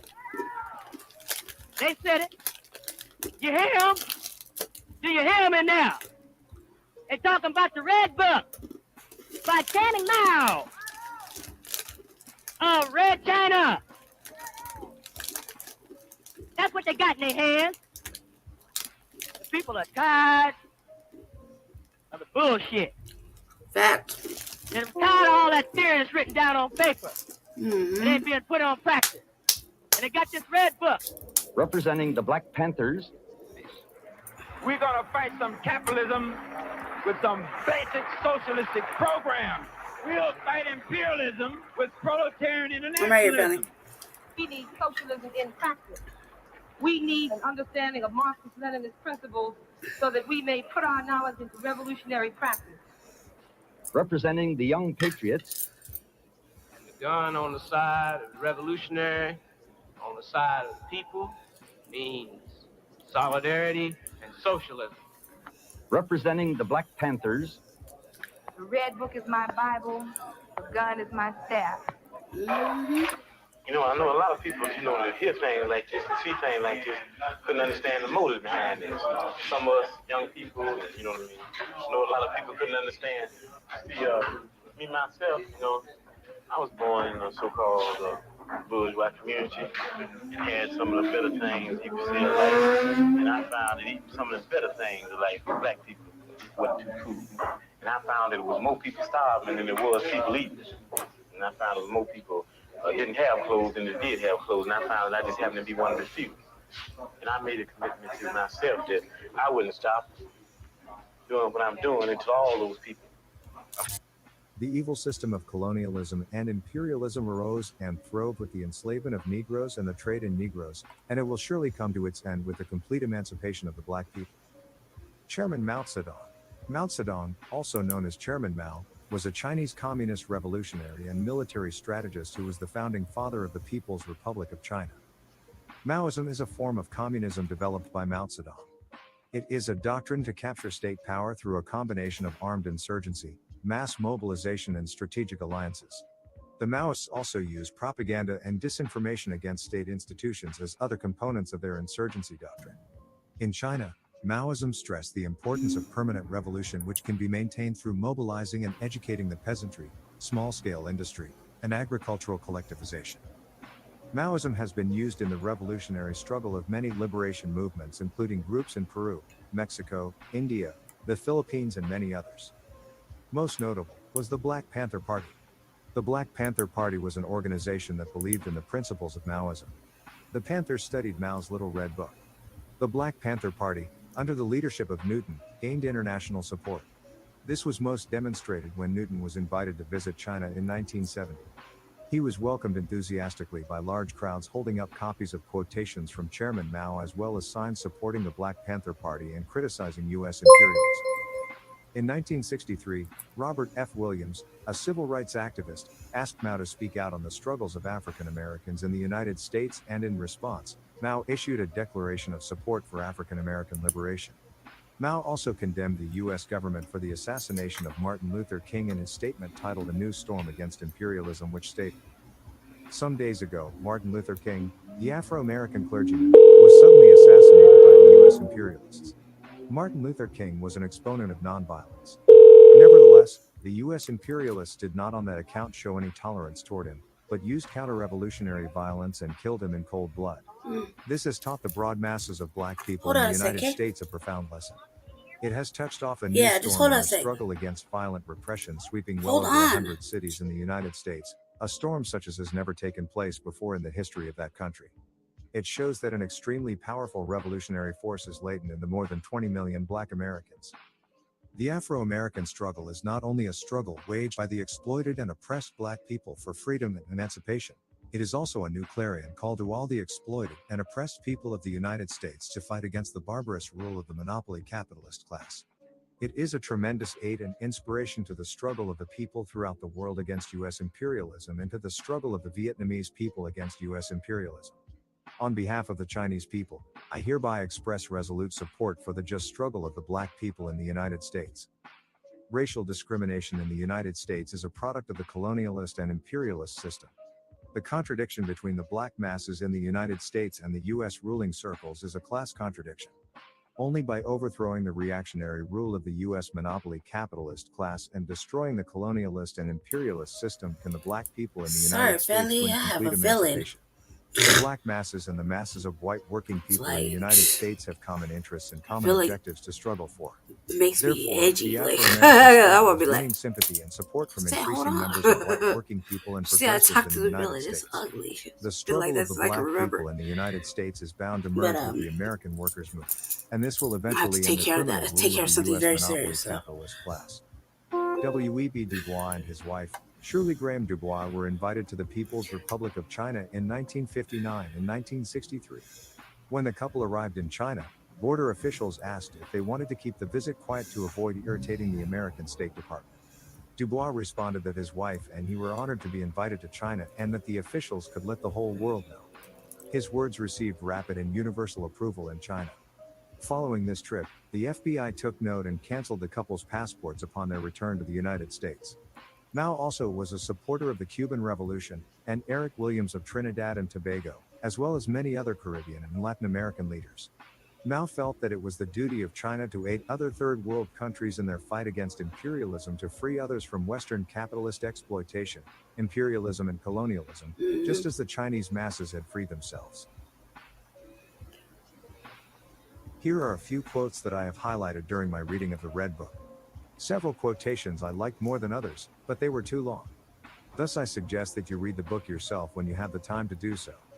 Nevertheless, these much shorter quotes may be useful to members of the black community or members of the working class in general, as they cover a multitude of topics when concerning revolution, democracy, cooperation, imperialism and war. 1. On the People's Democratic Dictatorship, June 30th, 1949. Don't you want to abolish state power? Yes, we do, but not right now. We cannot do it yet. Why? Because imperialism still exists, because domestic reaction still exists, because classes still exist in our country. Our present task is to strengthen the people's state apparatus, mainly the People's Army, the People's Police and the People's Courts, in order to consolidate national defense and protect the people's interests. 2. Speech at the Chinese Communist Party's National Conference on Propaganda Work, March 12, 1957, in the ideological field, the question of who will win in the struggle between the proletariat and the bourgeoisie has not been really settled yet. We still have to wage a protracted struggle against bourgeois and petty bourgeois ideology. It is wrong not to understand this and to give up ideological struggle. All erroneous ideas, all poisonous weeds, all ghosts and monsters, must be subjected to criticism. In no circumstance should they be allowed to spread unchecked. However, the criticism should be fully reasoned, analytical and convincing, and not rough, bureaucratic, metaphysical or dogmatic. 3. Introductory note to material on the Hu Feng counter-revolutionary clique, May 1955. Idealism and metaphysics are the easiest things in the world, because people can talk as much nonsense as they like without basing it on objective reality or having it tested against reality. Materialism and dialectics, on the other hand, need effort. They must be based on and tested by objective reality. Unless one makes the effort, one is liable to slip into idealism and metaphysics. In relation to this quotation, it's important to note that Fred Hampton also once stated, "We're not metaphysicians, we're not idealists, and we're dialectical materialists. And we deal with what reality is, whether we like it or not." 4. Poe's book Worship, May 1930. You can't solve a problem? Well, get down and investigate the present facts and its past history. When you have investigated the problem thoroughly, you will know how to solve it. Conclusions invariably come after investigation, and not before. Only a blockhead cudgels his brains on his own, or together with a group, to find a solution or evolve an idea without making any investigation. It must be stressed that this cannot possibly lead to any effective solution or any good idea. 5. Introductory note to a youth People don't even for think years like the that no number more. 9 Agricultural Producers Cooperative in Isimping Township, Chungshan County, 1955, the socialist upsurge in China's countryside. The young people are the most active and vital force in society. They are the most eager to learn and the least conservative in their thinking. This is especially so in the era of socialism. We hope that the local party organizations in various places will help and work with the youth league organizations and go into the question of bringing into full play the energy of our youth in particular. The party organizations should not treat them in the same way as everybody else and ignore their special characteristics. Of course, the young people should learn from the old and other adults, and should strive as much as possible to engage in all sorts of useful activities with their agreement. 6. On the correct handling of contradictions among the people. February 27, 1957. Letting 100 flowers blossom and 100 schools of thought contend is the policy for promoting the progress of the arts and the sciences and the flourishing socialist culture in our land. Different forms and styles in art should develop freely, and different schools in science should contend freely. We think that it is harmful to the growth of art and science if administrative measures are used to impose one particular style of art or school of thought, and to ban another. Questions of right and wrong in the arts and sciences should be settled through free discussion in artistic and scientific circles and through practical work in these fields. They should not be settled in summary fashion. 7. Our study and the current situation, April 12, 1944. Any specialized skill may be capitalized on and so may lead to arrogance and contempt of others. Even one's age may become ground for conceit. The young, because they are bright and capable, may look down upon the old, and the old, because they are rich in experience, may look down upon the young. All such things become encumbrances or baggage if there is no critical awareness. 8. Talks at the Yenin Forum on Literature and Art, May 1942. In the world today, all culture, all literature and art belong to definite classes and are geared to definite political lines. There is in fact no such thing as art for art's sake, art that stands above classes, art that is detached from or independent of politics. Proletarian literature and art are part of the whole proletarian revolutionary cause. They are, as Lenin said, cogs and wheels in the whole revolutionary machine. 9. A New Democracy, January 1940. Revolutionary culture is a powerful revolutionary weapon for the broad masses of the people. It prepares the ground ideologically before the revolution comes and is an important, indeed essential, fighting front in the general revolutionary front during the revolution. 10. On the Chungking negotiations, October 17, 1945. If they, the Kuomintang, fight, we will wipe them out completely. This is the way things are. If they attack and we wipe them out, they will have that satisfaction. Wipe out some satisfaction. Wipe out more satisfaction. Wipe out the whole lot, complete satisfaction. China's problems are complicated, and our brains must also be a little complicated. If they start fighting, we fight back, fight to win peace. 11. Report to the second plenary session of the 7th Central Committee of the Communist Party of China, March 5, 1949. After the enemies with guns have been wiped out, there will still be enemies without guns. They are bound to struggle desperately against us, and we must never regard these enemies lightly. If we do nor now raise and understand the problem in this way, we shall commit the gravest mistakes.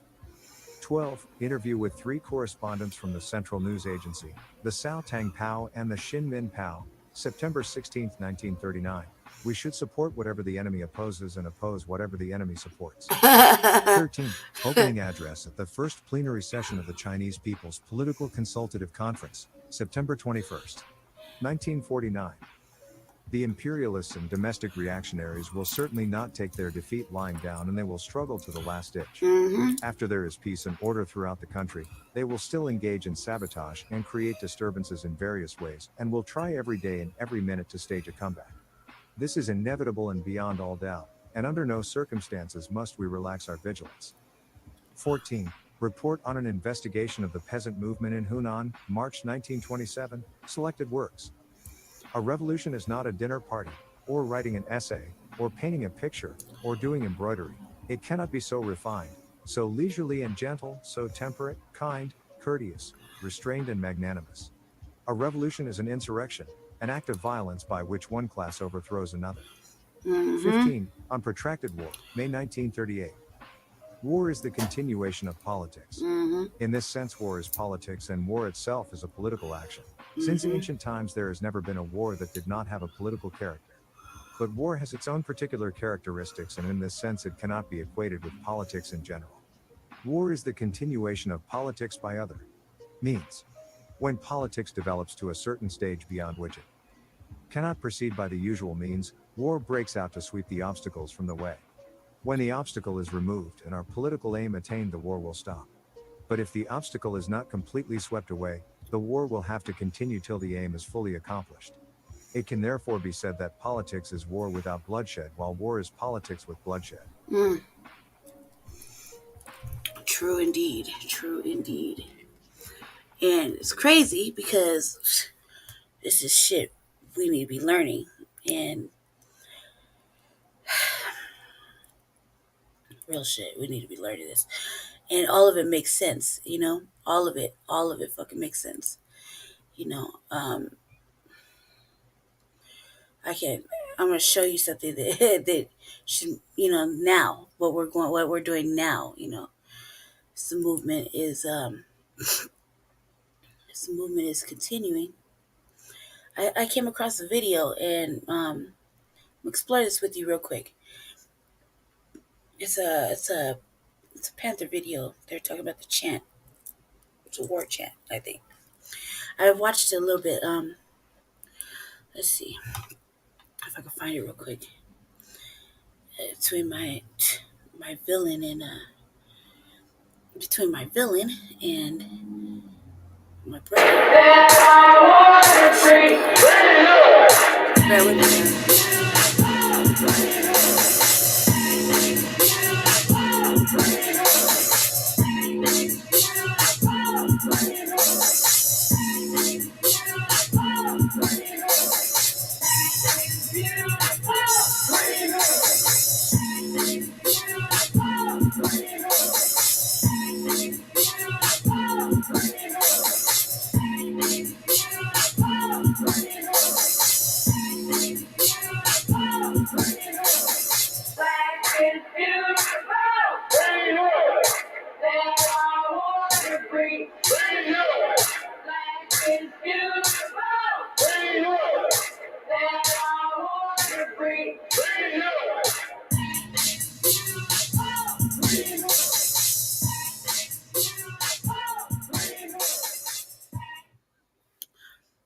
Alright, Valley, hold on.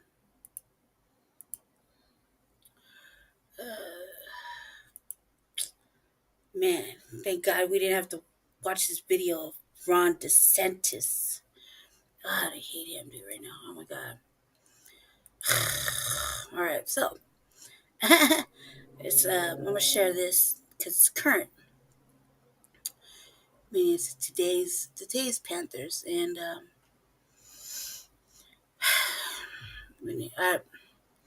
we should actively go back to the days when things actually worked. So I'm gonna say it like that. So I don't think they were doing really any progress or anything right now, really, except politicking, gossiping, and who knows what other kind of fuckery. That's all I gotta say. That's how I feel. All right, so let's see. All right. I watched it a minute.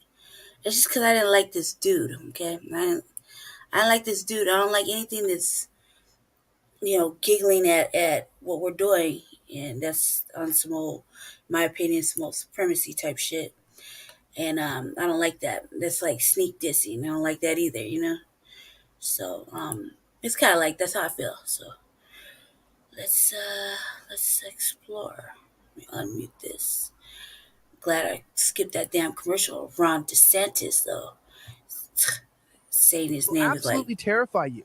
word Welcome back to vomit. the nextnewsnetwork.com. I'm Elijah Schaefer, and I'm filling in for Gary, who's currently under the weather, but he's recovering, and we'll be back with you shortly. Let's start it over. Please check that you.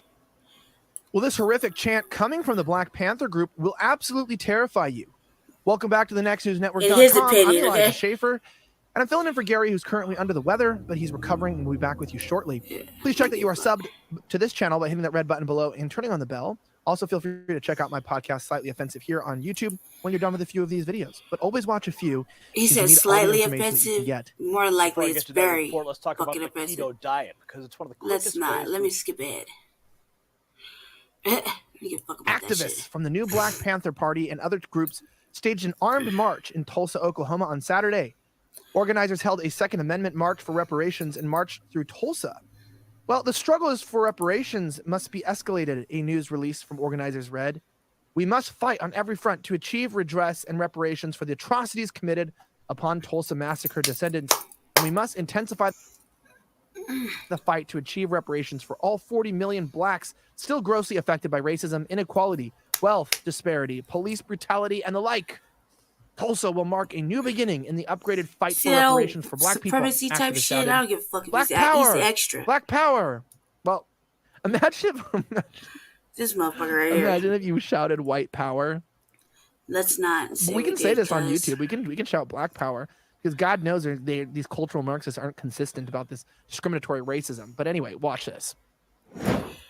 So much black family that I could get into right there, and I'm very, very much codified. That's all fucking Okay. It's anything coming Oh, out it's of fun. them, man. It's racist. Another supremacist threatened white people and said, because that time will come when there's a rat-tat-tat, black Americans will kill everything white in sight.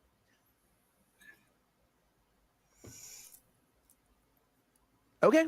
Yeah, they don't think they have it kind of coming? I mean, I don't know. Because when it's time, that hand. Because that time is coming back to rat-tat-tat. And when that time is coming to rat-tat-tat, cracker will kill everything white in sight. They ain't right. Because all what you have done to us, all what you done with the 6,000-year span of killing 600 million of us and 480 years in particular and 150 million in the past. That time the day is up. Because this is the time, and this is the state. I don't know why this is so surprising. Because they are a race. They're trying to hold on to power. Because race has beginning and an ending. And your ending time is lit up since 1914. No good back to one. Time birth of the black nation and the salvation of us in the hells of North America. And throughout the African world of Pan-Africanism, this is the time what Malcolm talked about. A time that we put our difference to the side. And when we come out with a united front. And our united front today is all the black revolutionary, progressive, strong, uncompromising organizations here in the hells of North America that will give this cracker hell from the cradle to the grave. Black power. Goddamn right. Well, okay then. Do it. I thought that, none of these people will be on the FBI's watch list, by the way. They're too busy arresting grandmas from January 6th. But I will say this, that I don't know a lot about really if racism is like an actual big deal in this country. I don't think it is. Are you fucking serious, cuz? But a bunch of black people with guns talking about killing people based on their skin color seems a little bit racist. But oh my god, what the fuck are you talking about? Worldview. Well, like, you serious? So man, the following group participated in Saturday's march. Rally on one of our brothers' podcasts, local here in the city, and some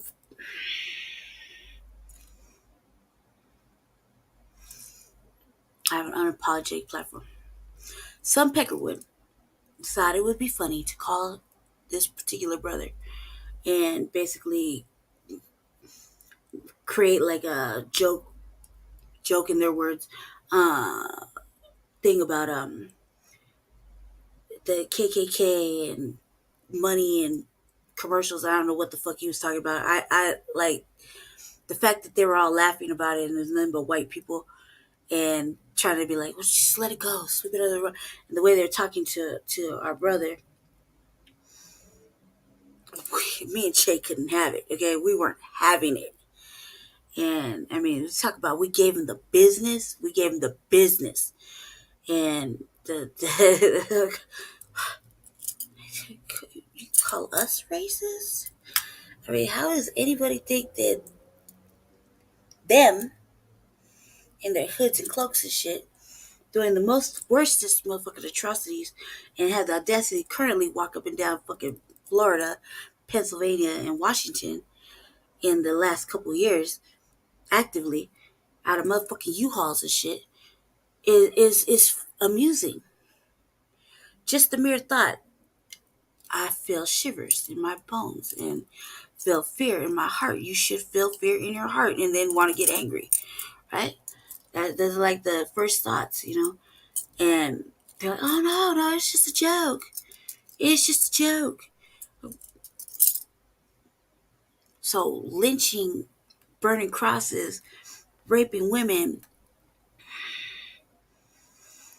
etc., etc., etc., keeping whole communities in motherfucking terror for long periods of time is amusing. And it's just something you just think it's funny to call black people up and just say it's a joke. And, well, I mean, come on now. What about Dave Chappelle? Look, Dave Chappelle's talking to us. Whatever you say to us, of course it's funny. He's talking to us. Us. You know what I mean? And he's not necessarily wrong about half the shit he says. So, I don't know. Completely different view. Is it because it's comedic? No. It's because he's black. It's complete total pass right there. And last time I checked, he was on no fucking, cooning fucking fuckery. So, I don't know. Different view.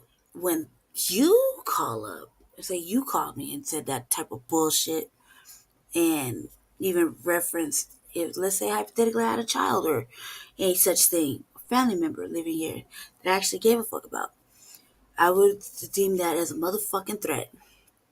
And, you know, your number will only stay blocked for so long. And it's pull-up season anyway. Any way you want to look at it, whenever you get through.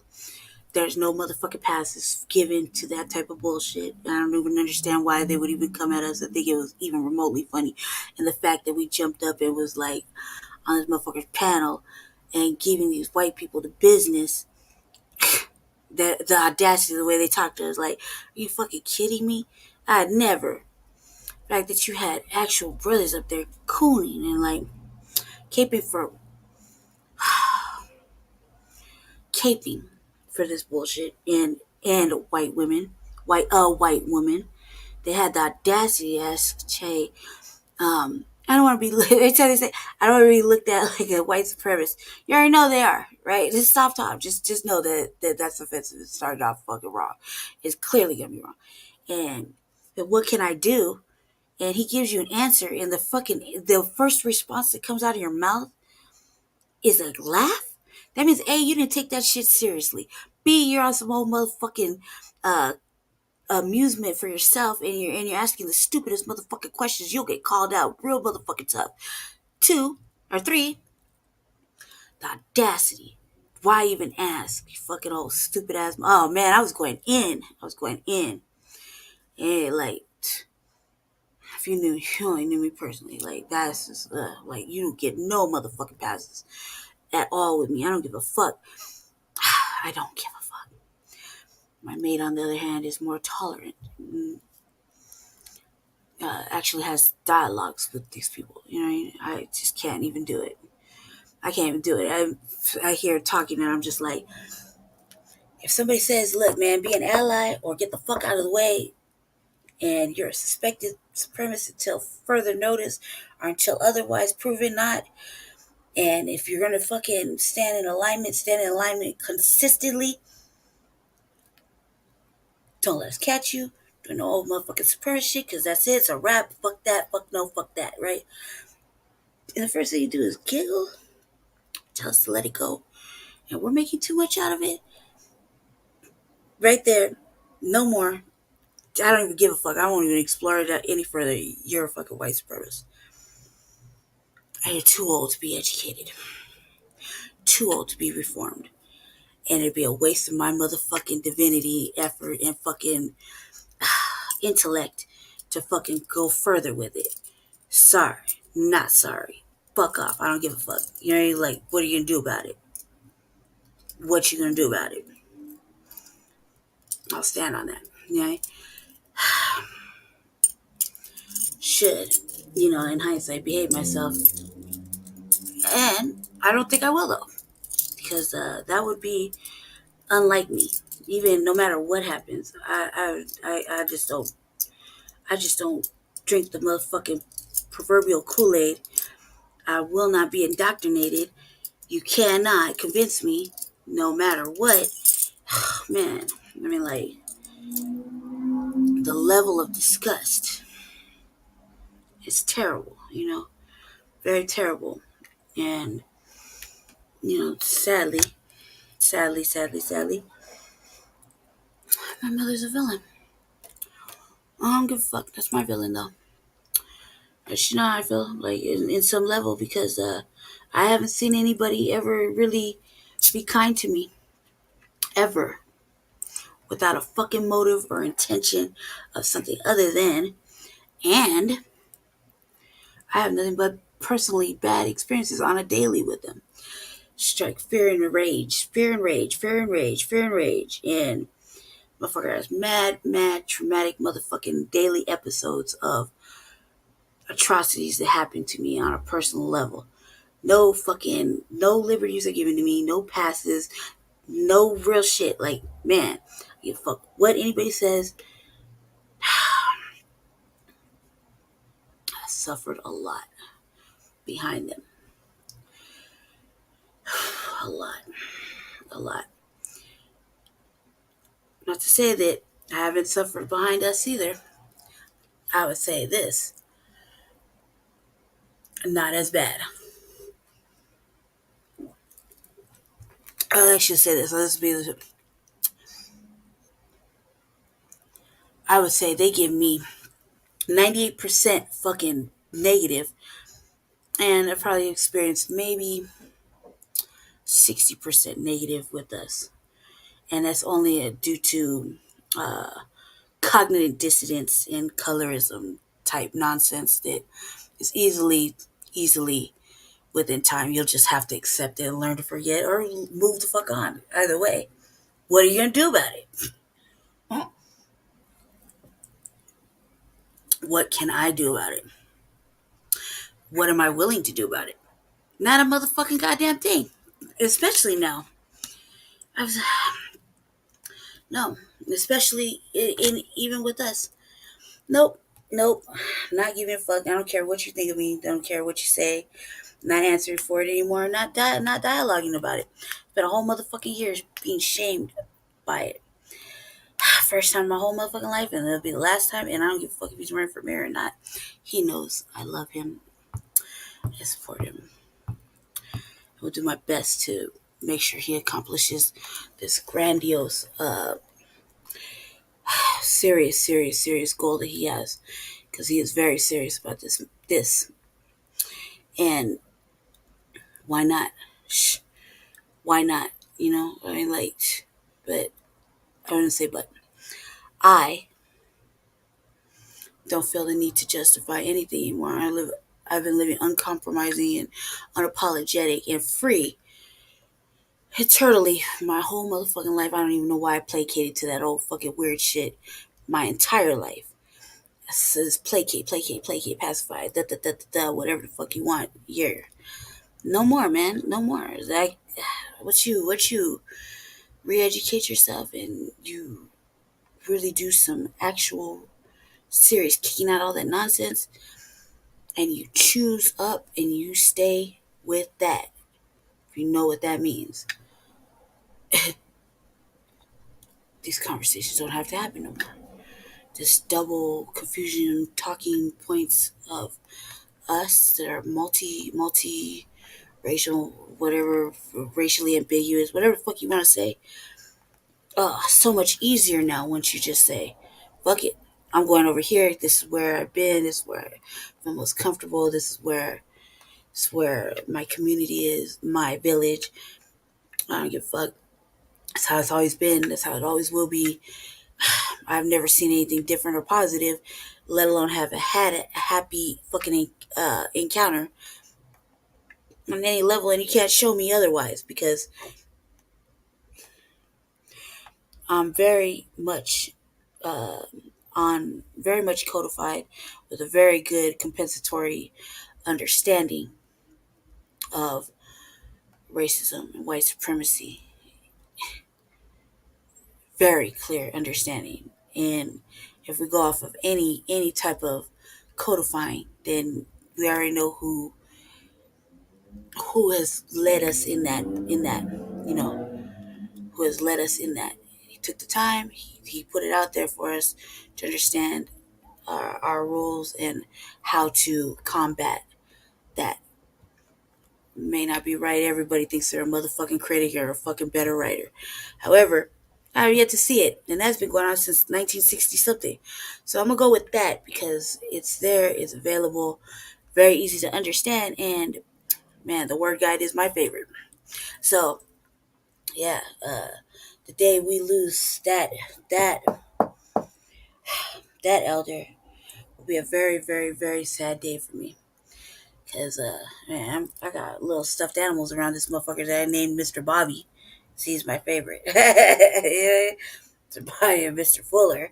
You know, like there's some real shit going on around this motherfucker. Cause that's how important they are. That's how important their work is. So any bullshit coming out of a motherfucking stupid face like this is not getting no play with me. In fact, you're just gonna see utter anger and disgust on my face. Family, don't judge me too hard for it. I can't control it. I won't. Just utter disgust. And the fact that he thinks this and the message here is amusing, he's lucky we're not in person.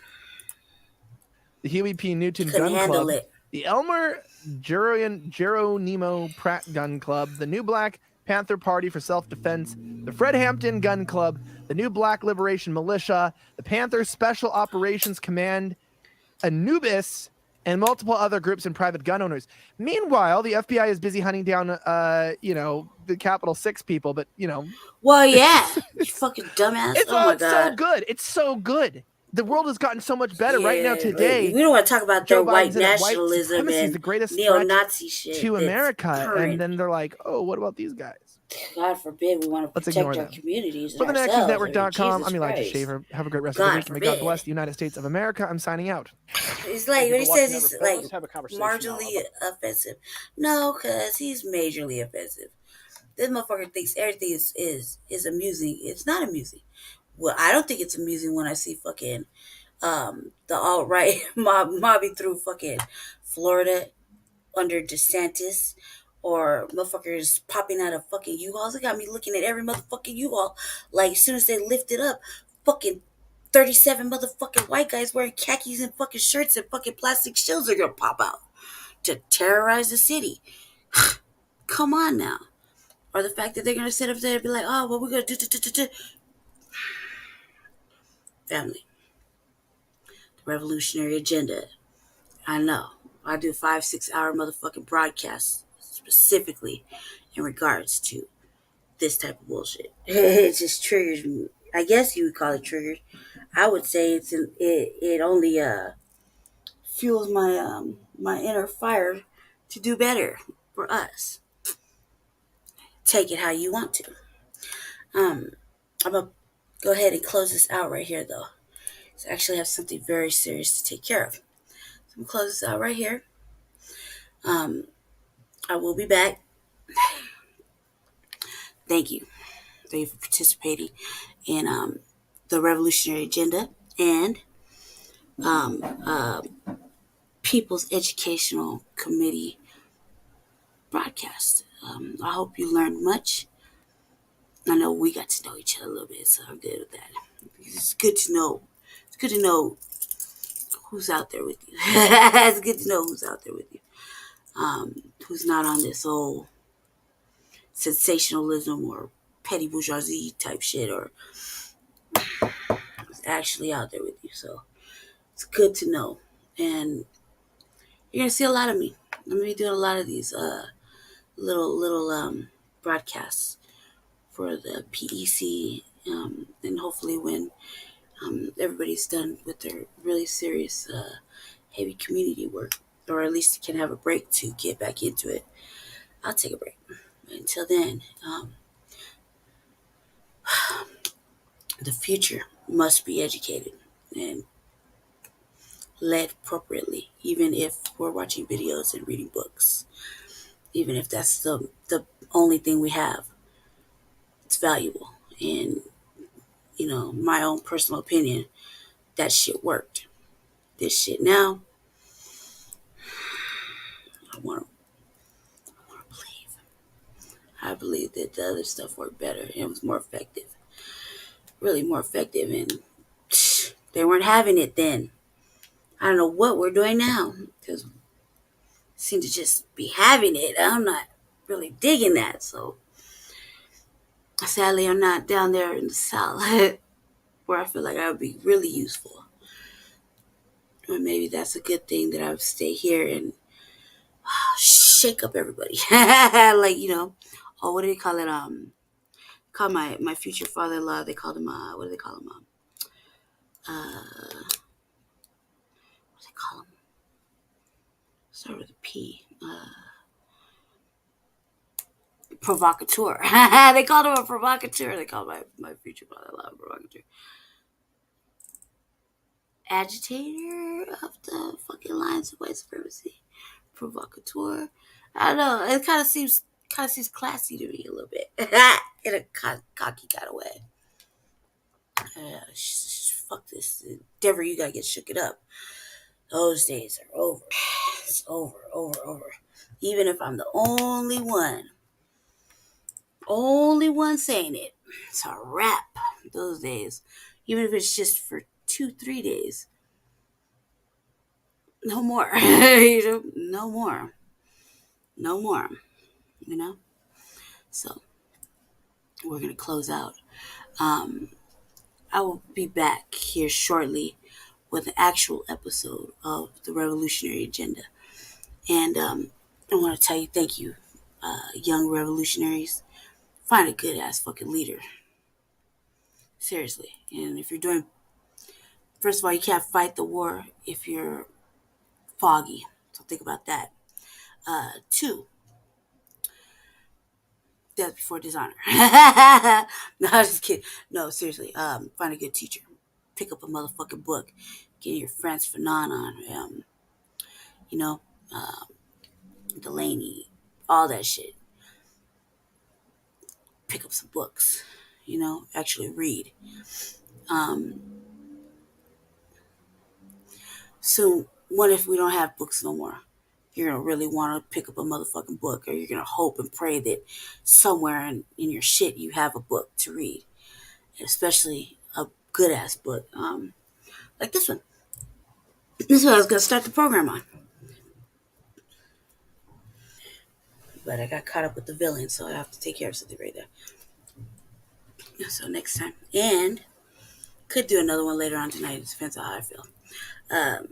Because I want to explore the Boondocks version of Huey. Life lessons right there. Maybe we're going to explore that just for giggles and see what they're on. So, no white supremacy pass is given. And we're really, really just reflect, replay this video if you get lost. And just know they did it for us, so we should go back to those times. Because that made sense. And they weren't having it. I don't know what we're doing now, but they weren't having it. And I would like to go back to when they weren't having it, because I'm not having it, and I'm the people. So remember, you're the people too. Black power, black power, black power. Stay black, stay dangerous, very dangerous. And yeah, don't let nobody get away with shit at all. Tap in with Frontline Blacc News on Saturdays at 10. I'm and Chang Kruma, the next future mayor of Denver, Jesse Paris, host Frontline Blacc News. That's for us. Yeah. Tuesdays is Shabakas Black Experience Enhanced on Blog Talk. Very, very good broadcast. Tap in with us and our guests. Biden supporters, you are more than welcome to call in, because we would so like to know what the fuck you got going on. What have you been thinking? Was it all worth it? And what are you going to do when we all sit it down and just say there's nothing tangible for us to even show up? Are you ready? Because I don't think the black people here in Colorado are going to sit it down. We don't know yet. I hope you do, though. You know, me and Che have been actively watching the Democrats, especially, implode. We're not giving them any passes either. No more symbolism. I don't give a fuck what they bring out. Okay, so you know we have some thoughts. Bidenites, Biden sexuals. You know, how you feeling about ho Biden? How you feeling about that the new bed wench? It's a pretty bed wench, but beside the point. How you feeling about all that? Excited? We're not. Are you excited? Because we're not at all. So, we're going to be exploring a whole bunch of different things on Frontline Blacc News and Shabakas Black Experience Enhanced, where I'm a consistent, regular contributor and, as of late, host, co-host. It's kind of fun, actually. I think I am pretty fucking good at it too. Like, I got excellent control of the panel, like good, like with the guests and all that. I have to like give myself mad props. Like I'm on the radio. Shh, boy. Yeah, I have to really give myself some props. Like I'm a good ass host on the radio. Like even like moving. Like just check out the last 6 months. I would like hype myself up a little bit. Yeah, join us there. I don't know what we're gonna talk about. Kind of have some thoughts, so I'll run it by the boys to see how they feel about it. Kind of like co-hosting it though. Kind of like being in control of the board because the internet's stable right here, so there's no choppiness, and I could just gather them up, and we got one or two that's kind of like one actually regular guest is just like, oh my god. But he tunes in, so so tap in for Shabakas Black Experience Enhanced every Tuesday on Blog Talk. Let me see right here. Put this up. Press 1 to be connected with me, and I'll patch you through. Let's see. And if you can, let's see. Here we go. Damn, Blog Talk. You see it? Press 1, and of course me. And if you can contribute to the Cash App, that would be tight. And how you like my Zulu name? Shout out to my cousin. Yeah, I've been rocking it all day. So support us, at least morally, with standing with our Jesse Paris and his goal to become the future mayor of Denver, 2023. Hard fucking job. Black grassroots, like the only black grassroots. So let's morally support him and manifest great things for him, because he really wants this for us. You know, from the bottom to the top. Anyway, stay black, stay dangerous, and most of all, you see that first sentence. Peace. I'll be back. Black power, black power, black power, and all powers. Power Peace. off. Let me see. Into. We're born with our hair like this. We just wear it like this. Because say it. Fucking they got me all turned around, man. Power on. Bluetooth pairing. Because you can't hear it through this. Bluetooth connected. You might say is like a new awareness among black people that their own natural appearance, physical appearance is beautiful.